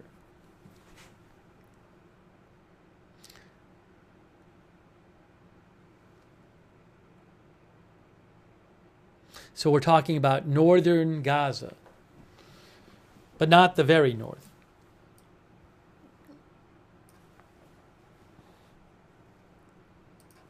So the Post says, Israel's security cabinet approved Prime Minister Netanyahu's plan to escalate the war in Gaza and occupy Gaza City, paving the way for a phased military takeover of the enclave that could kill more Palestinian civilians and Israeli hostages being held there. Netanyahu's office said this was a couple days ago, Friday, that the Israeli Defense Forces will prepare for taking control of Gaza City while distributing humanitarian assistance to the civilian population outside the combat zones. It did not elaborate on how Israel would handle deliveries of humanitarian assistance in the city or how Israeli initiatives would interact with U.S. plans to expand aid distribution in the enclave.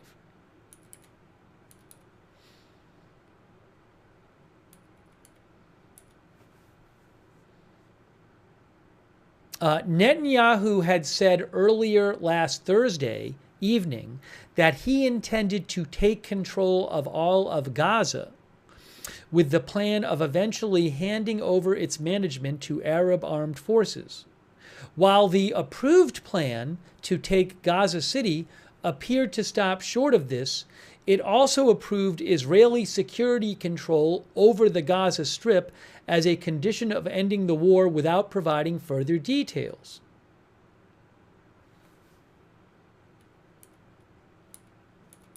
Full-scale occupation of the Gaza Strip has long been a demand of Netanyahu's far-right coalition partners, who represent a minority in Israel and since the start of the war have argued that the only way to defeat Hamas is to reestablish Israeli settlements in Gaza.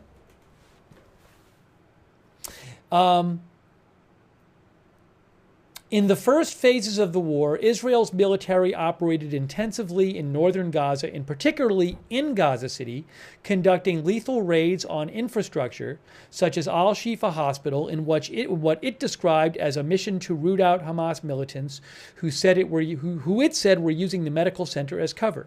However, this upcoming offensive is the first time Israel's cabinet has asked the military to hold and maintain control of Gaza City, marking a significant tactical shift.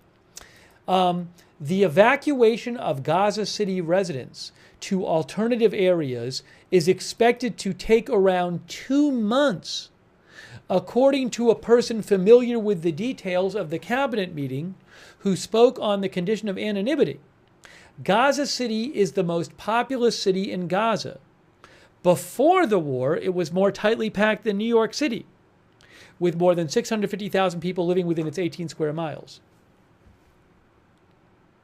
One Gaza City resident said, according to the Washington Post, "Where does he want to push us? Gaza is tiny," said a 35-year-old father of 3 who returned to Gaza City after being displaced in the south earlier in the war. "Life like this, it's just too hard," he said.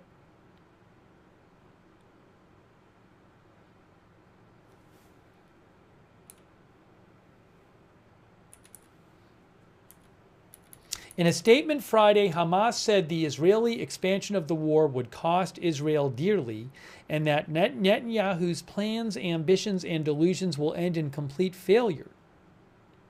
The IDF has said it controls about 75% of Gaza. However, I believe most of the people in Gaza are in the remaining 25%. I believe. The remaining 25% of Gaza, which includes Gaza City and several of the neighborhoods and refugee camps in central Gaza, is believed to hold some of the remaining hostages. In an interview last Thursday night on Fox News, Netanyahu said he wanted Israel to take control of all of Gaza before handing it over to another party. "We don't want to keep it and we don't want to govern it," Netanyahu said. "We want to hand it over to Arab forces that will govern it properly without threatening us and giving Gazans a good life." The prospect of a full occupation of Gaza had attracted significant opposition from many members of Israel's military and security establishment, who have argued that a more comprehensive ceasefire deal to release the hostages and formally end the war should be the top priority, and that Hamas has been weakened militarily. Israel's military chief of staff, Eyal Zamir, has for months signaled his opposition to conquering Gaza, and there was widespread speculation he would resign if the cabinet approved the full occupation plan, which they did not. They have so far, the security cabinet has approved the new offensive to occupy Gaza City. Most of the 2 million residents of Gaza have been repeatedly displaced and crammed into tent cities around the territory amid increasingly dire conditions as authorities report rising deaths from malnutrition and starvation, says the Washington Post. So, again, Israel, the Security Cabinet on Friday, it was announced, has approved this new major offensive by Israel to take over Gaza City.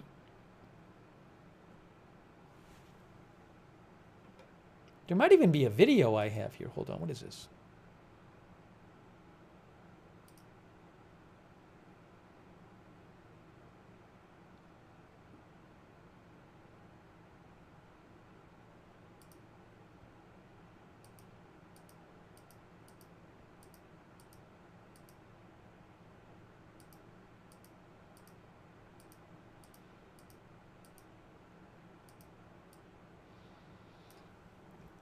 Let me just play you, there's a little summary video here from the Washington Post that I want to play for you. Let me just do this real quick, and then we'll take some of your comments. This is from the Washington Post here.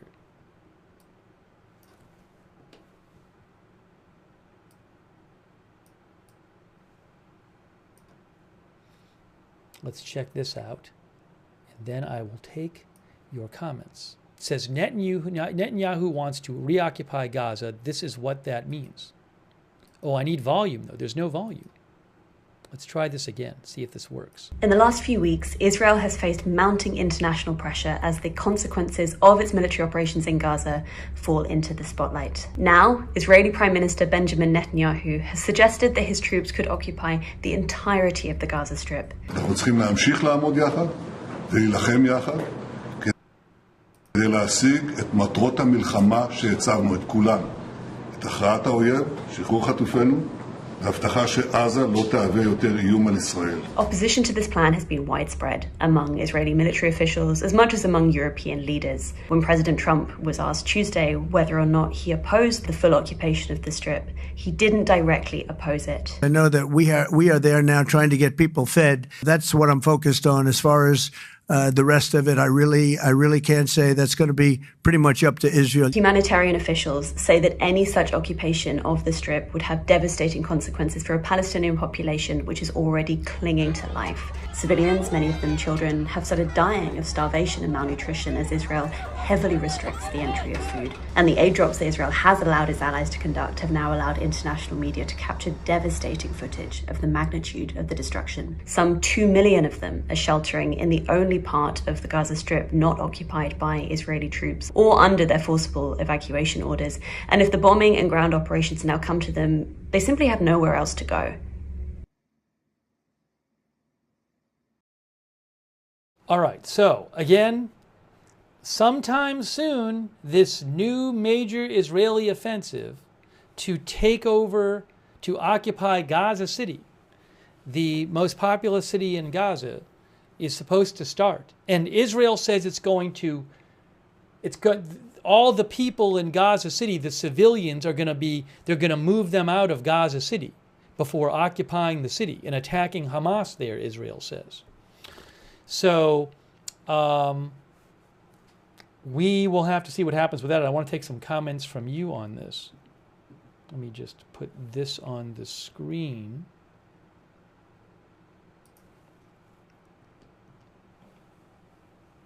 That's a current live shot of Gaza right there, by the way.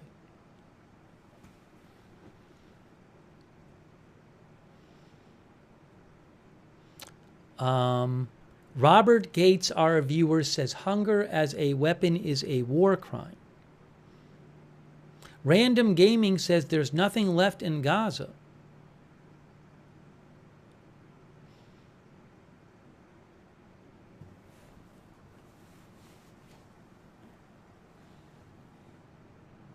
Melissa Terry says, so unbelievable, so sad.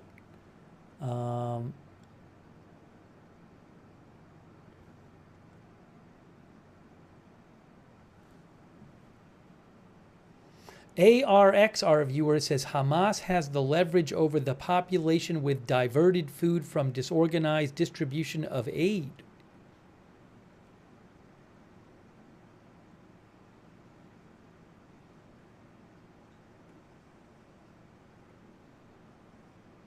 Jonathan Morris says we will never get these two sides to coexist.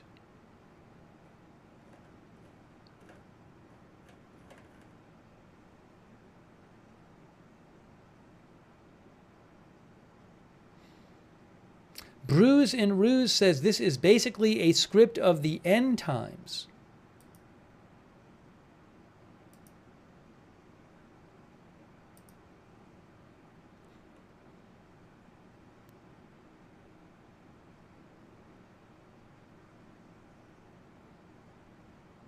Let me show you this as well.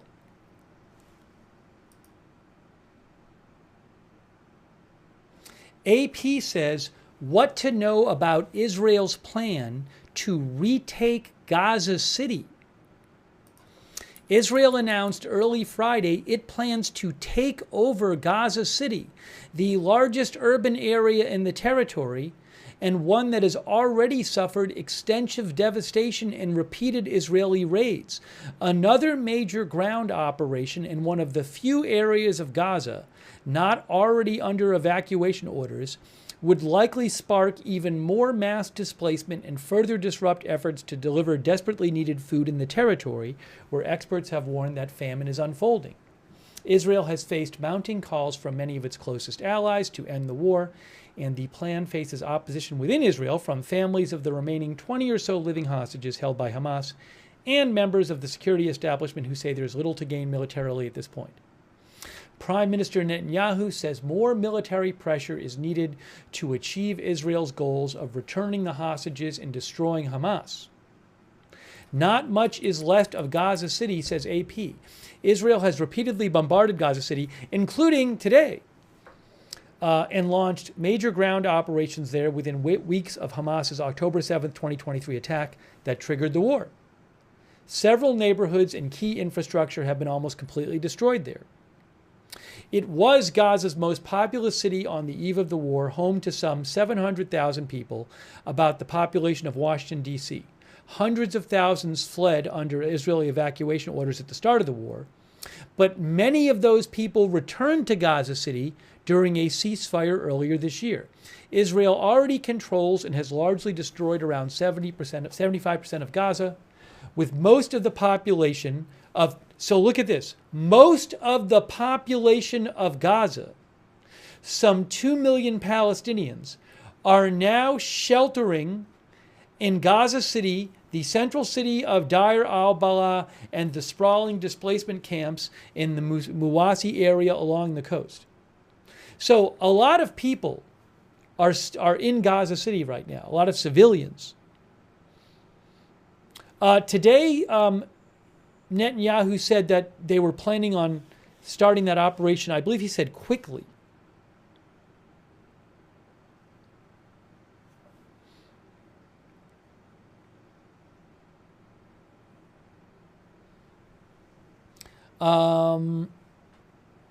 By the way, we talked about this a little bit too. Palestinian militants have released videos in recent days showing emaciated hostages, saying they are suffering the same starvation as the Palestinian population. Hamas is believed to be holding the hostages in tunnels and other secret locations, and has hinted it would kill them if Israeli forces draw near. That was a boom. Here, periodic, I think, artillery from the live shot there.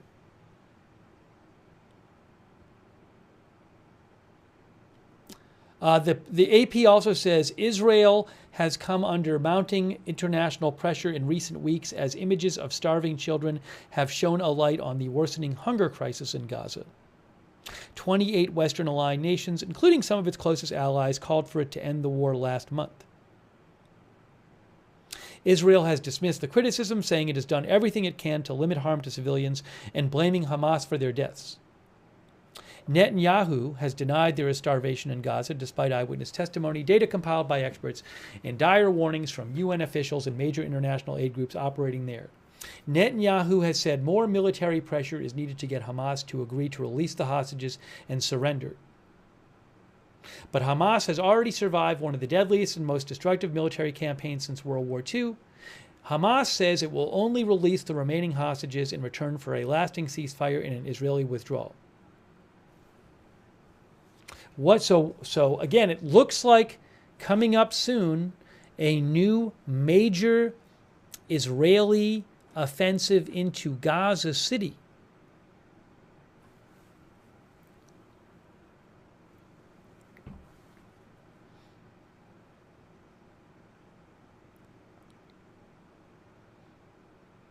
Lola P., our viewer, says, yes, for sure, Hamas is stealing Gaza's food.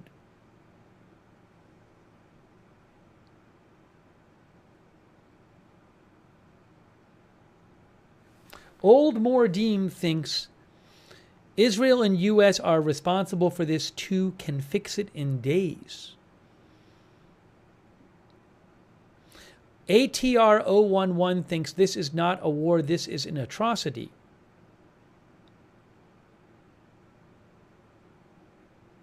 Biohazard Fallout thinks people in the U.S. need to show more respect for Israel.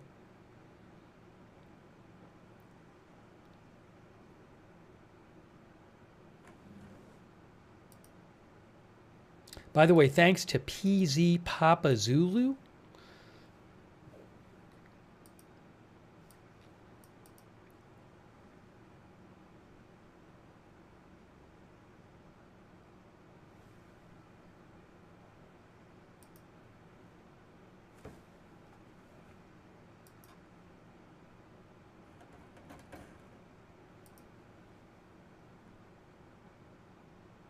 I just saw a report, well, that's a little while ago.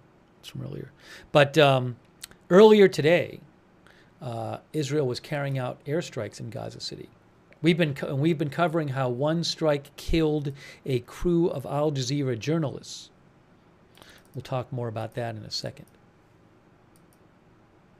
Israel said one of the journalists was a Hamas terrorist.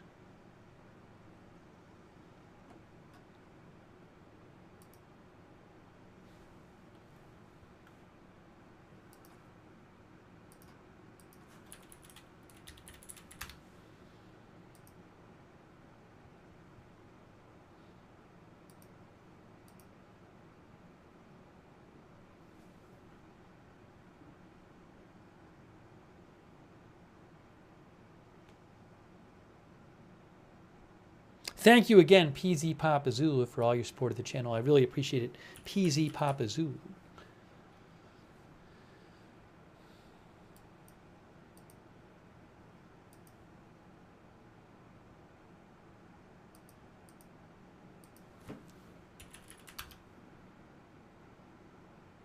Oh, Reuters updated their article, so I got to show you that.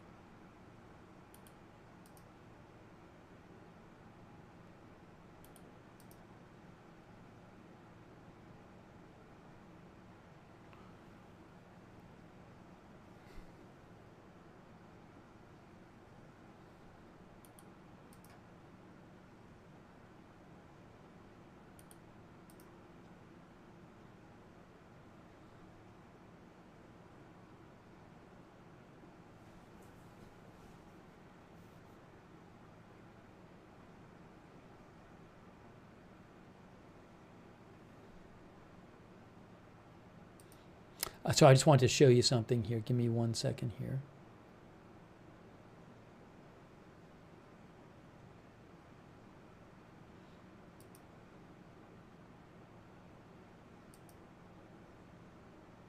Oh, there's another photo of the site that was hit where the Al Jazeera journalists were. Give me a second. I'm going to pull that up here for you. I don't believe the photo is graphic. There's graphic video, which I can't show you. Why will this not come up here?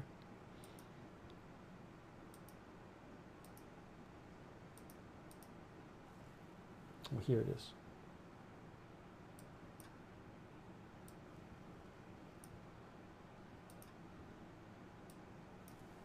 So in case you missed it from before, you can see here it says, Israel kills Al Jazeera journalist, it says was Hamas leader. And Al Jazeera says 5 of its journalists were killed in this strike.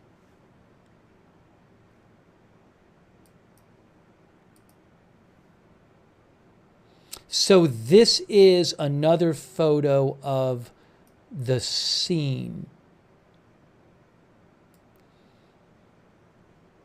This is not graphic. It looks like the bodies have been removed at this point.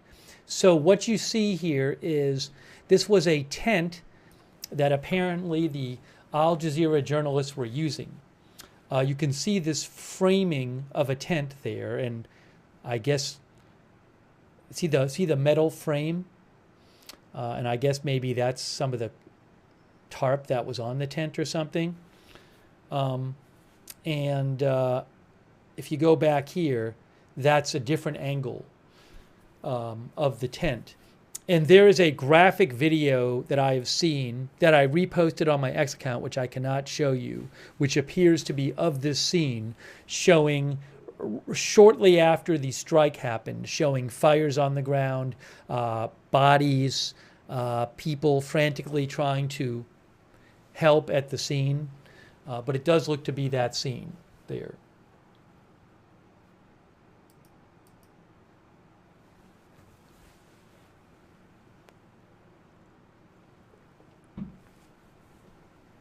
And Al Jazeera says 2 of its reporters and 3 of its camera people were killed in this strike. And Israel, as I mentioned, said that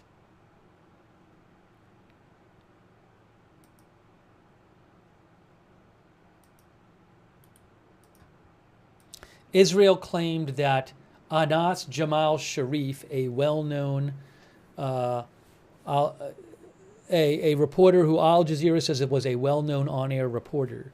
Israel claims, as you can see in this Israeli graphic they released today, Israel claims he was the head of a terrorist cell who, in a Hamas-guided rockets platoon who posed as a journalist. And Israel said they struck him today. So they admitted carrying out the strike. I have not seen any Israeli comment on the other Al Jazeera journalists who were killed.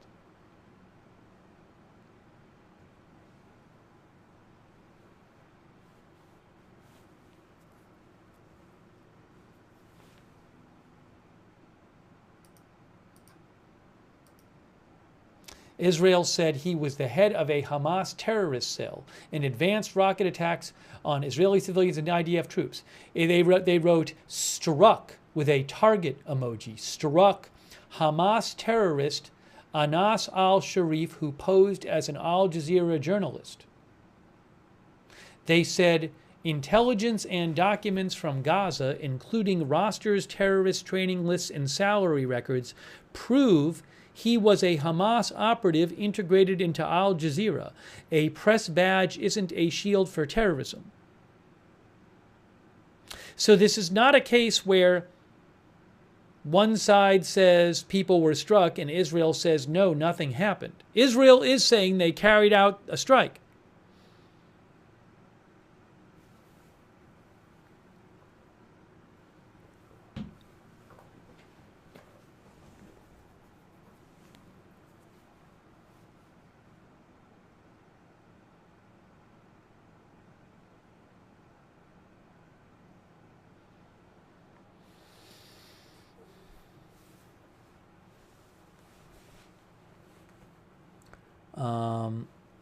Liquid says they got him. AP says, sounds like a war crime to me. Jean-Paul Lechance says, I hate to say this, but I think the hostages have passed. I would say you commonly hear this number tossed around, that it is believed that around 20 are still alive, but I can't confirm who's alive and who is not. Cindy Heaton says maybe Al Jazeera should vet their reporters better.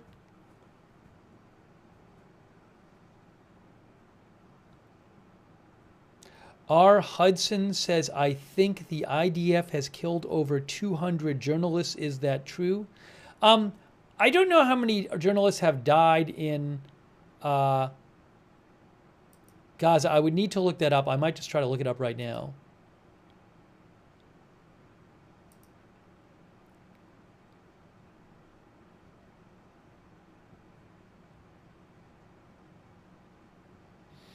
Al Jazeera calling Al Sharif one of Gaza's bravest journalists. Al Jazeera said the attack was a desperate attempt to silence voices in the anticipation of the occupation of Gaza, says Reuters.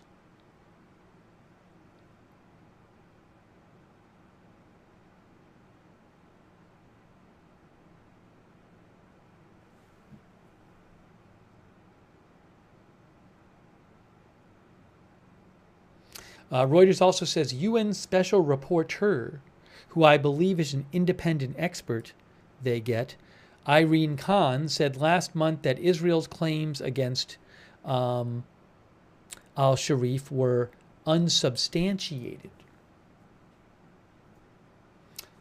Special reporters are independent experts, human rights experts called upon by the UN.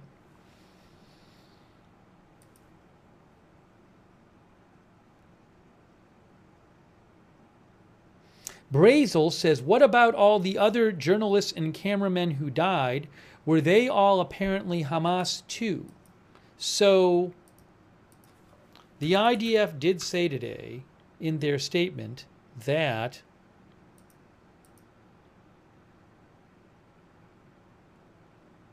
they said they took precautions.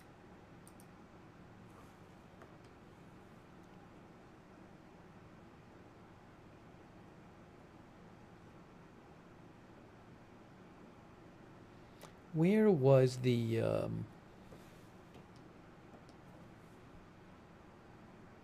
Yes, I have it right here. I showed you this before. This is the IDF page. And at the bottom of the page they say, prior to the attack, steps were taken to reduce the chance of harming civilians, including the use of precision weapons, aerial observations, and additional intelligence information. So you might wonder, like, did they see the killing of the other people in the tent as just necessary to go after the journalist, the man they said was a Hamas terrorist posing as a journalist?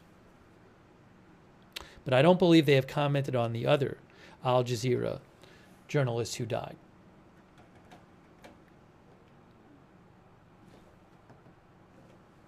Thank you, by the way, to Sherry, our viewer, says collateral damage. Thank you, Jean-Paul Lachance, for the memberships, by the way.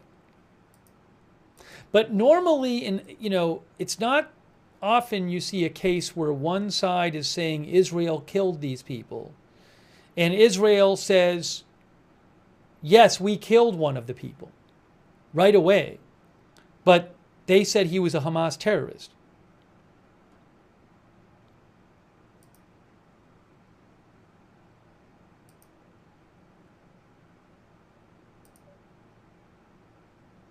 Murph, our viewer, thinks the IDF will go into Gaza City in October to give time for civilians to evacuate. Yeah, one of the stories we read claimed that it was expected that the evacuation of Gaza City might take around 2 months. Certainly, Israel is saying that it's going to, the citizens of Gaza, the civilians in Gaza City are going to be evacuated, but that's a lot of people.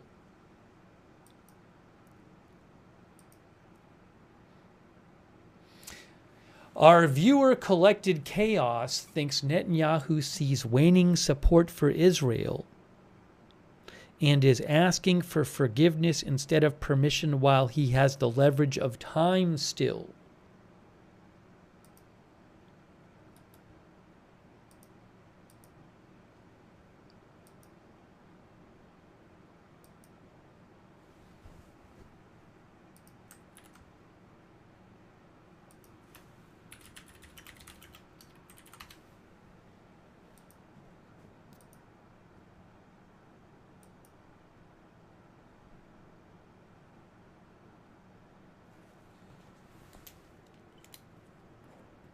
Hang on 1 second here.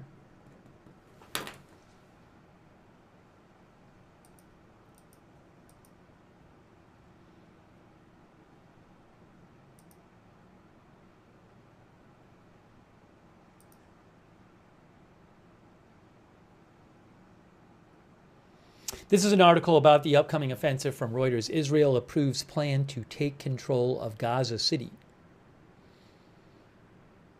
And it says, Israel's political security cabinet approved a plan Friday to take control of Gaza City, hours after Prime Minister Netanyahu said Israel intended to take military control of the entire Strip, despite intensifying criticism at home and abroad of the devastating almost 2-year-old war.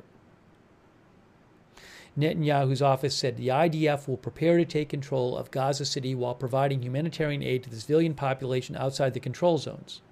Gaza City is the largest city in Gaza.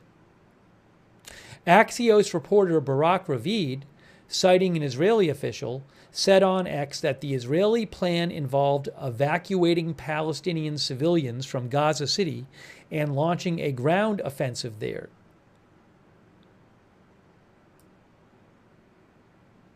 Thursday, Netanyahu told Fox News, we intend to, when asked if Israel would take over the entire Gaza Strip. He said, we don't want to keep it. We want to have a security perimeter. We don't want to govern it. We don't want to be there as a governing body. But so far, they haven't officially announced taking over the entire Strip.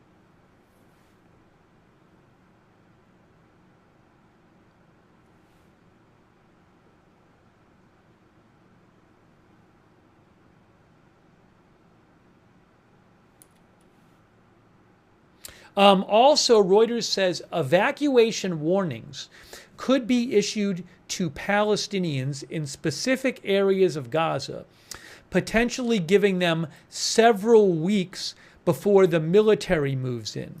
So that's something to keep an eye out for. Maybe in the coming days, we'll hear Israel say, hey, if you live in this part of Gaza City, you have 3 weeks to leave, or a month to leave, or a week to leave.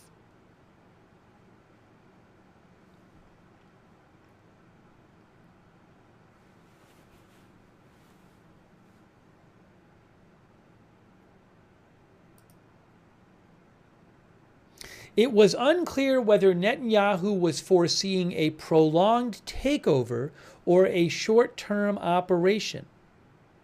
Israel has repeatedly said it aims to dismantle Hamas and free Israeli hostages. Hamas called Netanyahu's comments a blatant coup against the negotiation process.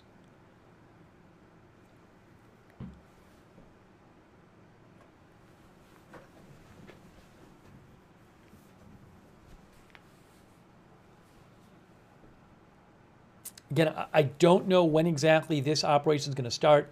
And then, as one of our viewers, Murph, was saying, and this article was suggesting, the start of the operation might be basically evacuating people. Although they were carrying out airstrikes in Gaza City today, I don't know if that's technically part of the operation or not.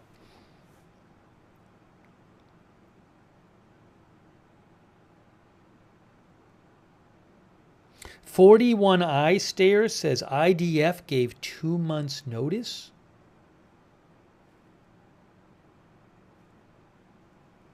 The article doesn't say that. Let me see if I can find something more about that.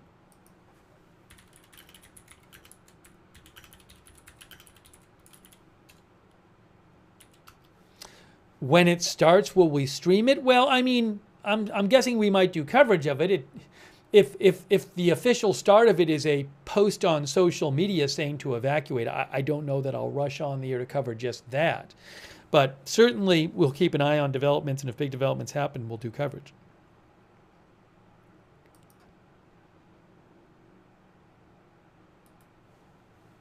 Yeah, I'm not aware of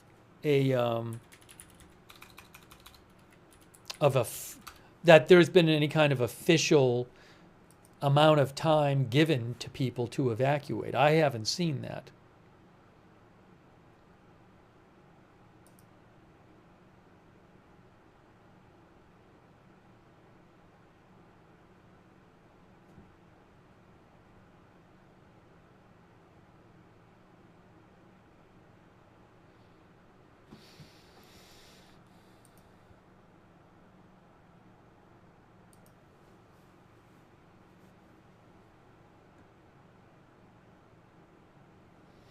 Hang on a moment here.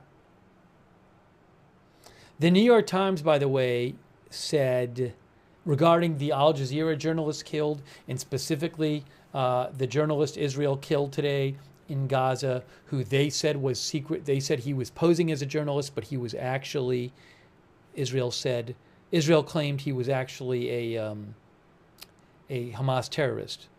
The New York Times says last October, Al Sharif, who was killed today, and Israel said they struck, Al Sharif was among six Al Jazeera reporters Israel accused last fall of being fighters for Hamas and Palestinian Jihad.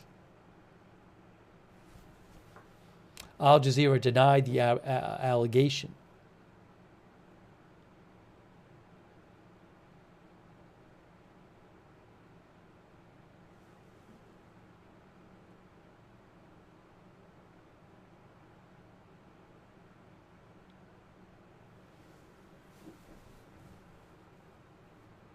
Also, the New York Times points out that foreign journalists have not been allowed to enter Gaza to report independently from Gaza.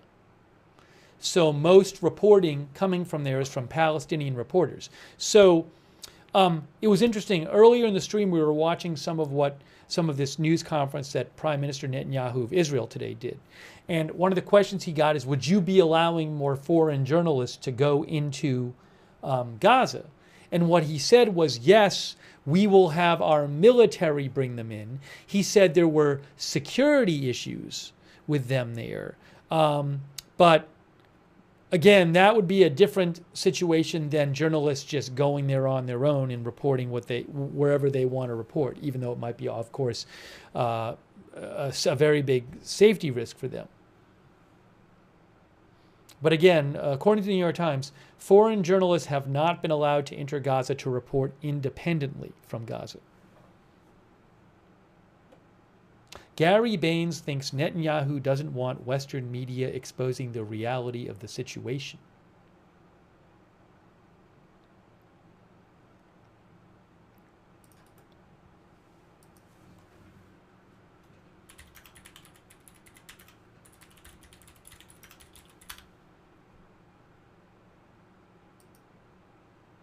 Oh, and let me mention this. Hold on a second. Let me show you this. Hang on.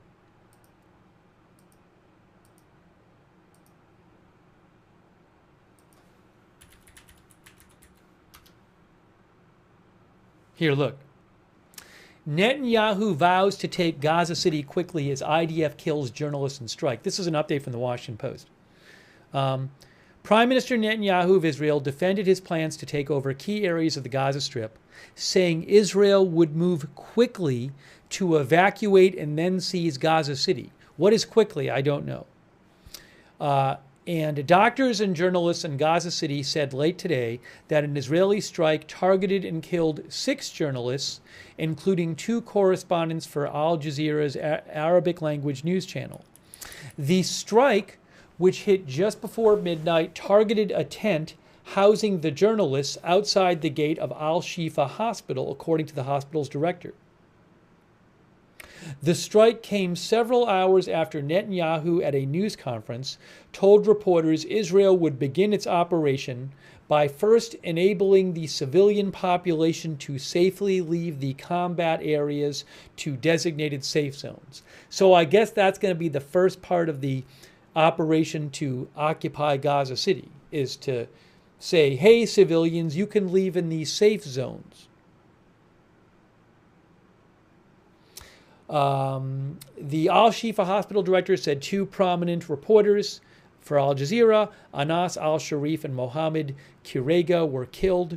2 Al Jazeera cameramen were also killed. The Israeli military, as we mentioned, issued a statement confirming the airstrike and accused the journalist Sharif of serving as the head of a Hamas terrorist cell. They said he was posing as a journalist. Sharif had reported from northern Gaza for Al Jazeera for the last 22 months. Wow. In July, the Committee to Protect Journalists said it was gravely worried about his safety after the Israeli military targeted him in a smear campaign, they said.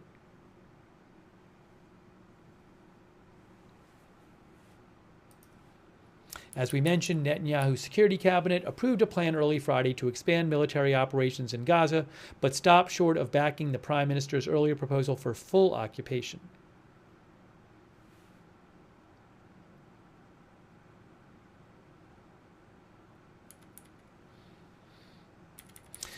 When asked about the potential length of the new operation, Netanyahu today said the timeline we set for the action is fairly quickly. In a report today, Israel's public broadcaster Khan cited defense officials as saying the effort to seize control of Gaza City would take at least 6 months. Let me repeat that. In a report today, according to the Washington Post, Israel's public broadcaster Khan cited defense officials as saying the effort to seize control of Gaza City would take at least 6 months. The military operation would require the mass forced displacement of Palestinians from Gaza City, the territory's largest city, although it is unclear how many residents remain there. Unlike similar operations in the early months of the war, this campaign is drawing fierce criticism from within Israel. One Israeli commentator wrote Sunday in Israel's largest daily that the forced displacement of all residents from Gaza City, which is the point of departure underpinning the plan that was approved by the Security Cabinet, simply isn't going to happen.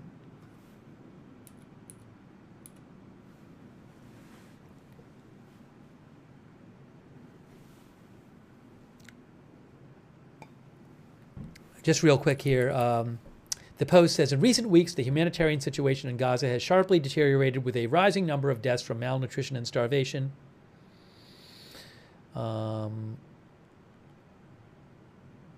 Netanyahu rebuffed accusations today that Israel was deliberately starving Palestinians in Gaza and claimed some of the recent images of malnourished children in Gaza were fake because they had underlying conditions.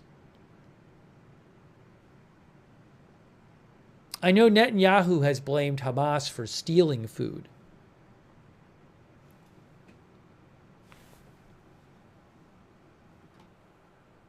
I think if I remember right, I believe he talked about that today.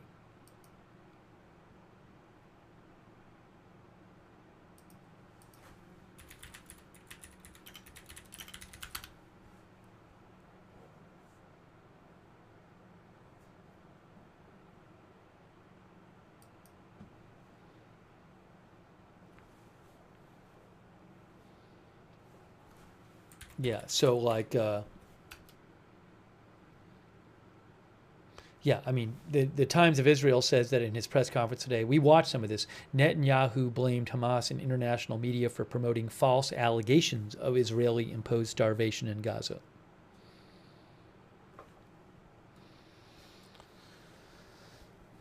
Yeah, Blue Sky Girl says they have been talking about it for months. That is an accusation that has been coming out of Israel for a long time.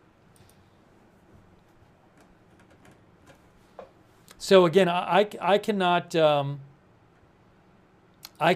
mean, that's something that has been said repeatedly by Israel. Hold on a second. Hey guys, look at this. Really quick. I just saw something that AZ Intel found.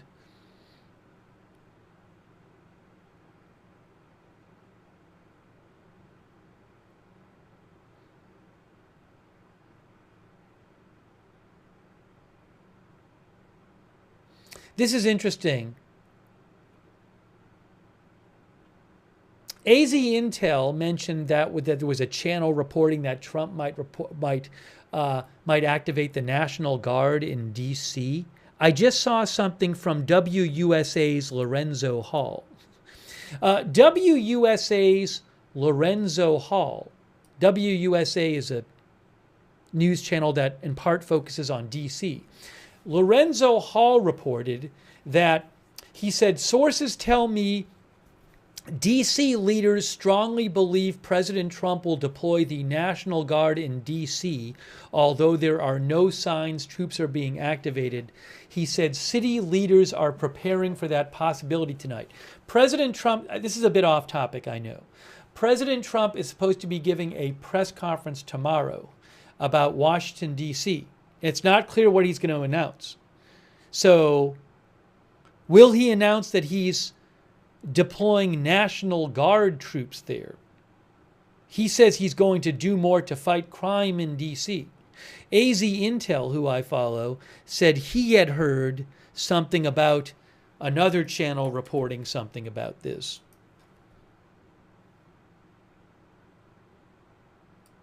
AZ Intel heard about something that WRC TV. NBC NBC.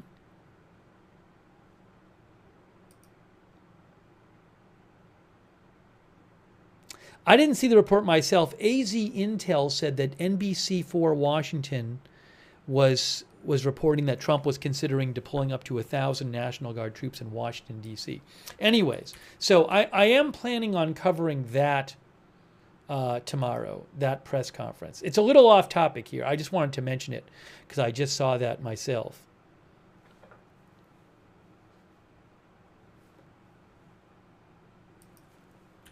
But I don't want to get too down that road right now because it's off topic, but we're going to be covering it tomorrow.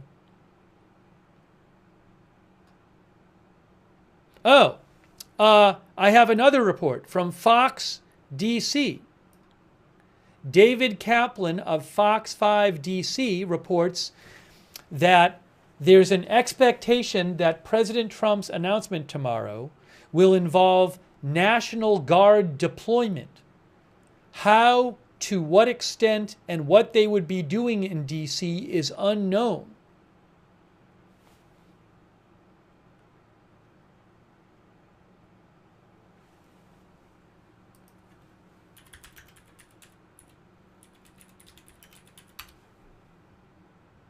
All right. Anyways, I just want to keep you informed about that. I know it's off topic.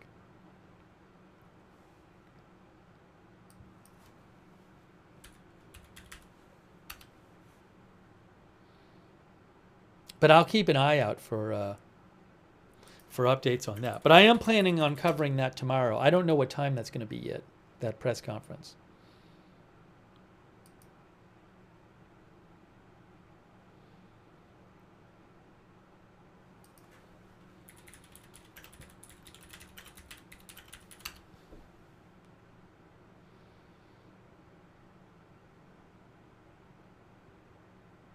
But we're starting to hear some local reporting on that.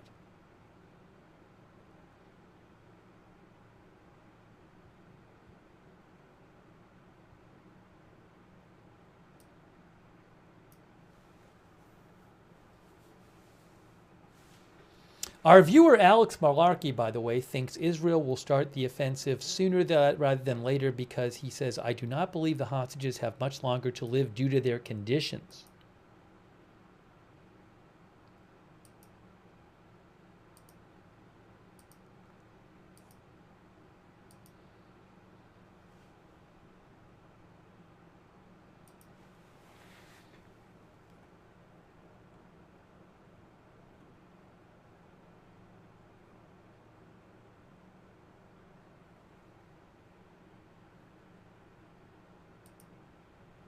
Maybe we'll do one poll before the end of this stream. So last week, Netanyahu originally said that Israel planned to occupy all of Gaza. But so far, but then I think it was the day after, the Security Cabinet announced this new offensive to occupy Gaza City. So I guess what my poll question would be is, will Israel occupy all of Gaza? That doesn't mean they're going to stay there permanently. That's a different question. But the idea would be at some point they have full control over all of Gaza. So it's a yes-no question. And I'm going to post it right now, because some people have been asking for a poll. We'll do that and take a couple more comments before we wrap up.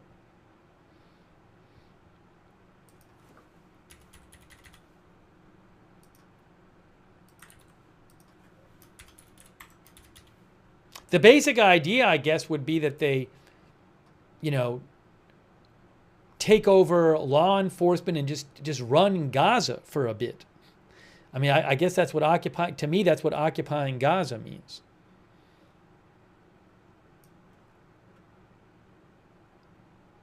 Oh, did the president say it was 10 a.m.? Did he already say that? One of our viewers said it was 10 a.m. I might have missed that today. Oh, yeah, he did say it. I forgot. I read this post before. I didn't even remember. 10 a.m. is when the press conference is. So we'll be covering that. His press conference tomorrow about D.C.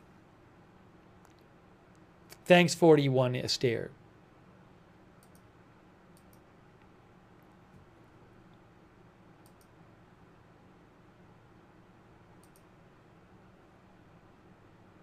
Vic the Red says it's not occupation, it's reconquest.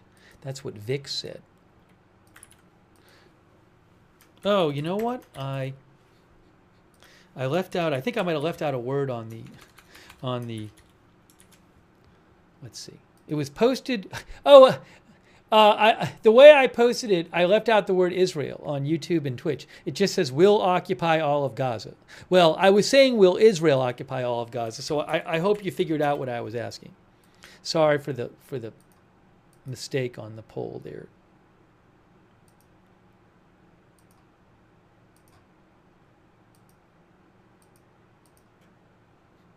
I hope people weren't confused by that. Okay, so the question was, will Israel occupy all of Gaza? The plan right now is to occupy Gaza City.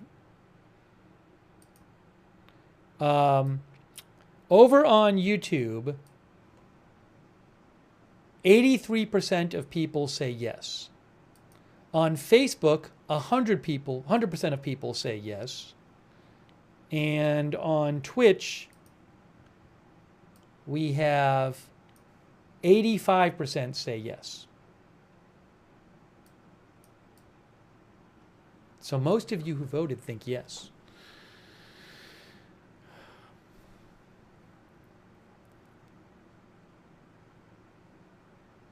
Ocean Mist says endless war, just what they want. Juzbo says they can try.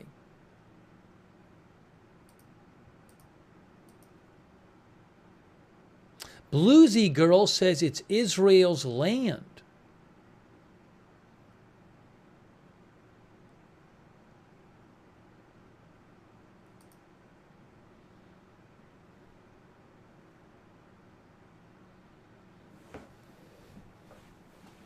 Well, again, in the immediate future, the thing we're waiting to see is when Israel will start its major new operation to occupy Gaza City,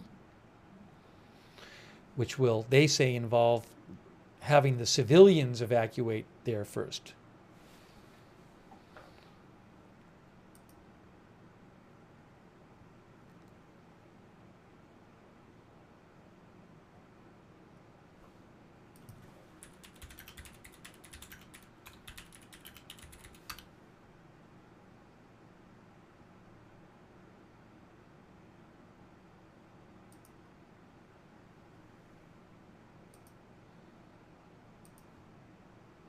Was something I wanted to mention. Let's see.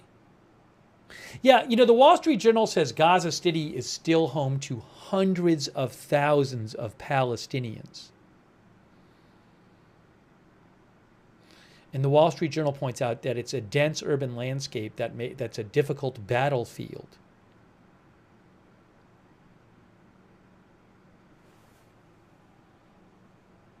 All right, thank you for voting in our poll. We'll have to see what happens. All right, guys, look.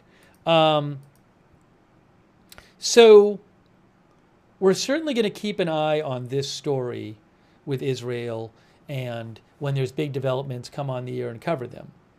Also, by the way, Saudi BB says, where are those people going to go? So we're certainly going to keep an eye on the Israel story and bring you updates as those happen. Also, tomorrow at 10 a.m., we're going to be covering live President Trump's press conference. You can see what he said here today. He said, press conference on crime and beautification will be held tomorrow at 10 a.m. in the press briefing room, and it will not only involve ending the crime, murder, and death in our nation's capital, but will also be about cleanliness and the general physical renovation and condition of our once beautiful and well-maintained capital. We are not going to allow people to spend $3.1 billion on fixing up a building like the Federal Reserve, which could have been done in a far more elegant and time-sensitive manner for $50 to $100 million. The renovation, he claims, would have been better and would have saved $3 billion. Traffic jams and never-ending construction, he says, would have been saved. The mayor of D.C., Muriel Bowser, is a good person who has tried, but she has been given many chances and the crime numbers get worse. I believe a number of the crime numbers there have gotten better in the past year, but we'll talk about that tomorrow. And the city only gets dirtier and less attractive. The American public is not going to put up with it any longer. Just like I took care of the border where you had 0 illegals coming across last month from millions the year before, I will take care of our cherished capital, and we will make it truly great again. Before the tense squalor, filth, and crime, it was the most beautiful capital in the world. It will soon be that again. Thank you for your attention to this matter. See you tomorrow at 10 a.m. He also said today this.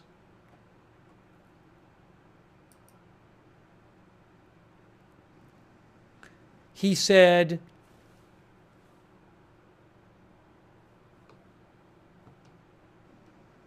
we are having a news conference tomorrow in the White House. I'm going to make our capital safer and more beautiful than it ever was before. The homeless have to move out immediately.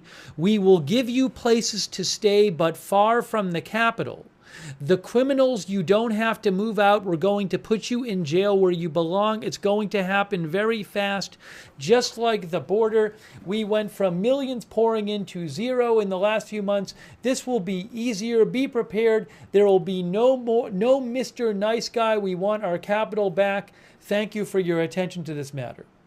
All right, so Again, we will be covering this tomorrow. Tomorrow morning, we will have live coverage, okay? Well, I want to say,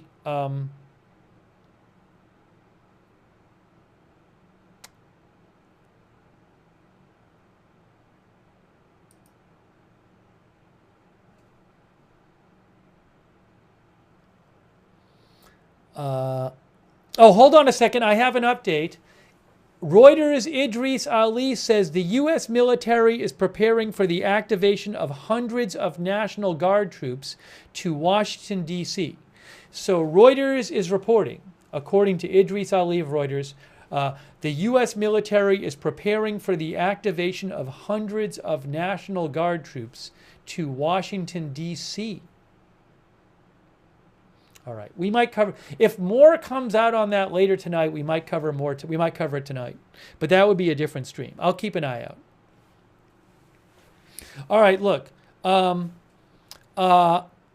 need to wrap up this stream. Why? Because he says it's needed to fight crime, I believe. All right. So, look, I'm going to wrap up this stream, but we're going to have coverage of the Trump press conference tomorrow. If there's a lot of news that comes out tonight on this National Guard reporting, maybe we'll do a stream on it tonight. I don't know. We'll have to see. But I got to wrap up this stream. So I really appreciate you guys joining me for this live stream, and we will keep you updated on what is going on in the Middle East with Israel and Gaza and Hamas. And I do want to say condolences to the families of all the people that were killed in that strike today, whatever you think of it. A number of people, reportedly 7 people were killed. 5 of them, Al Jazeera says 5 of them were journalists. Israel says one of the journalists was actually a Hamas terrorist. Anyways, though, but condolences to the families of the people who were killed. And we will bring you more updates here. So I really appreciate you guys watching. And also a lot of people have been writing comments in the chat, letting me read them on the air, asking questions, sending me updates. So thank you for all of that. And more coverage to come here. So if you want, you can subscribe, follow to Agenda Free TV. We cover all kinds of live breaking news without an agenda, Agenda Free TV. And turn on notifications. I never know when big news is going to happen. So I can't tell you in advance when we're doing all our streams. But if you sign up for the free notifications, you sign up for once and you get sent a message whenever we go live. It works great and it's free. The mods will post the link to the notifications in the chat. And also, you can find the notifications link in the description of this video on YouTube and Facebook. But sign up for those. And also, huge thanks to our moderators. You guys are awesome. I know we get a lot of passionate views with a topic like this, and our mods are the ones keeping it civil and respectful in the chat.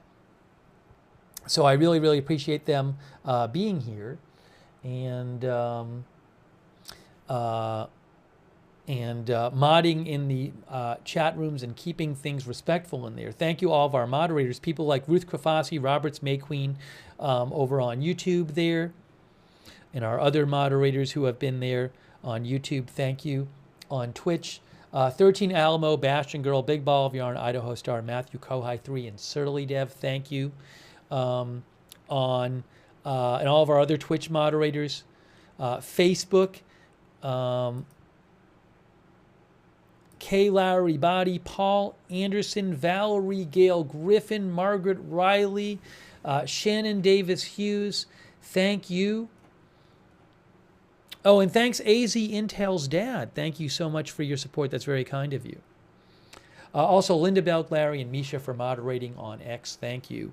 And thanks to everybody who donated to the channel. That's so nice of you guys. That is how this channel exists, with your support. So I really, really appreciate it. If you ever want to donate, you can go to agendafree.tv, agendafree.tv. But thank you. Thank you to AZ Intel's dad, who I just saw. I owe a couple thanks also on Twitch. Anonymous gift sub giver, thank you. Also, of9, thanks for subscribing on Twitch. And Notorious Rob and everybody I thanked earlier over there. Hopefully I got everybody over on YouTube. Mitchell Pilot. Oh, Mitchell Pilot. Thank you, Mitchell Pilot. Also, Richard Canuck, our member. Jen's Crunchy Vax, our member. I think I thanked John Paul Chance for the gift memberships. I hope I did. M. Baker 818, our member. Thank you. And everyone else I thanked earlier. And also, hang on a moment here. Oops. Oh, Billy Joe Drage. Thanks, Billy Joe Drage. And Kristen McConnell Gates. Kristen McConnell Gates and Billy Joe Drage on Facebook. Thank you. Also, what was I going to say? Oh, I will post updates on my X account when I'm not on the air.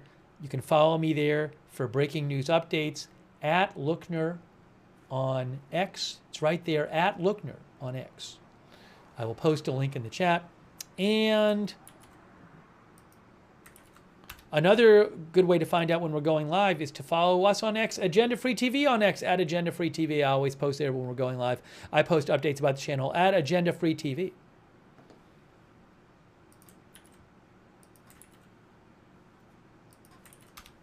We do have a chat where you can chat. Oh, and thanks to Allison Hargroves for the gift memberships as well. I appreciate that, Allison. Thank you. We have a chat where you can chat with other viewers when we're not on the air. The Agenda Free TV Discord chat. Check it out. It's free. Same link as the link to the free notifications. So check that out. And thanks to our Discord moderators as well for all you do. Discord moderators, thank you. And what else? Oh, for those of you who watch on YouTube, I would suggest turning on the YouTube notifications as another helpful way to find out when we're live. But it's a little tricky how to do that. So if you're on YouTube and you want to get the YouTube notifications on, what you got to do is you need to, you need to subscribe to the channel, subscribe, then you click the bell and you choose all notifications. So subscribe, click the bell, choose all notifications. Make sure you get all notifications over there. Hey, shout out to our Facebook subscribers who support the channel. Bruce Hodge, thank you, Bruce.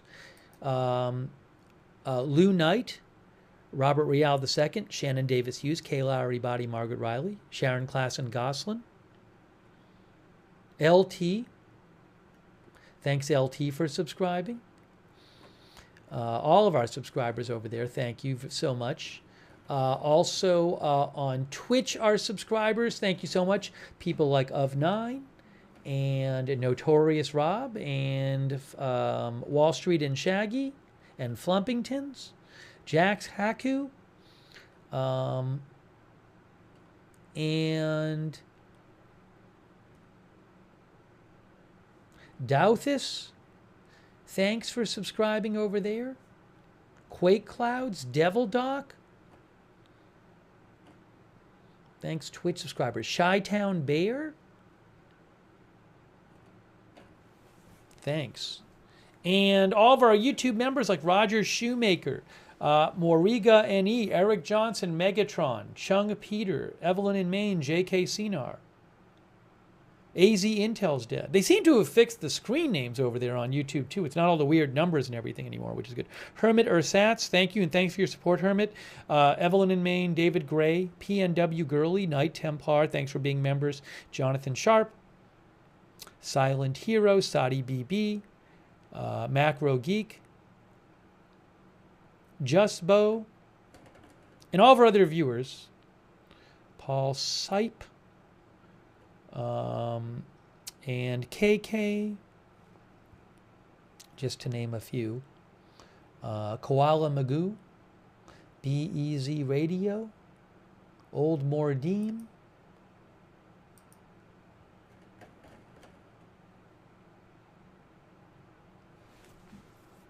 we are wrapping this up. Meredith Wark Angulo, thanks for watching. Paula Thompson, Christy Claft, and Spencer.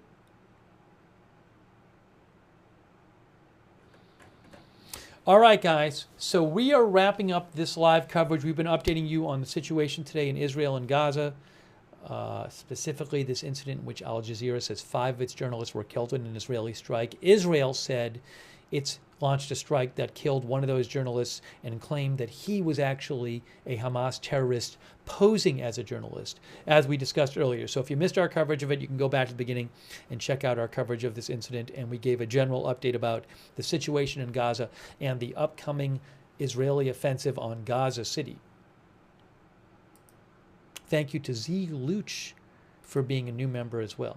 Okay, so that is it for now. We're definitely going to be on the air tomorrow covering the 10 a.m. Trump press conference on D.C., and I will plan on covering, we usually come on a little early for the press conferences, so I'll be on before 10 to do a little pre-show, and we will cover the press conference too, so I hope you can join us then. That is it for now. Thank you so much for watching. We'll see you soon with more live breaking news coverage right here at Agenda Free TV.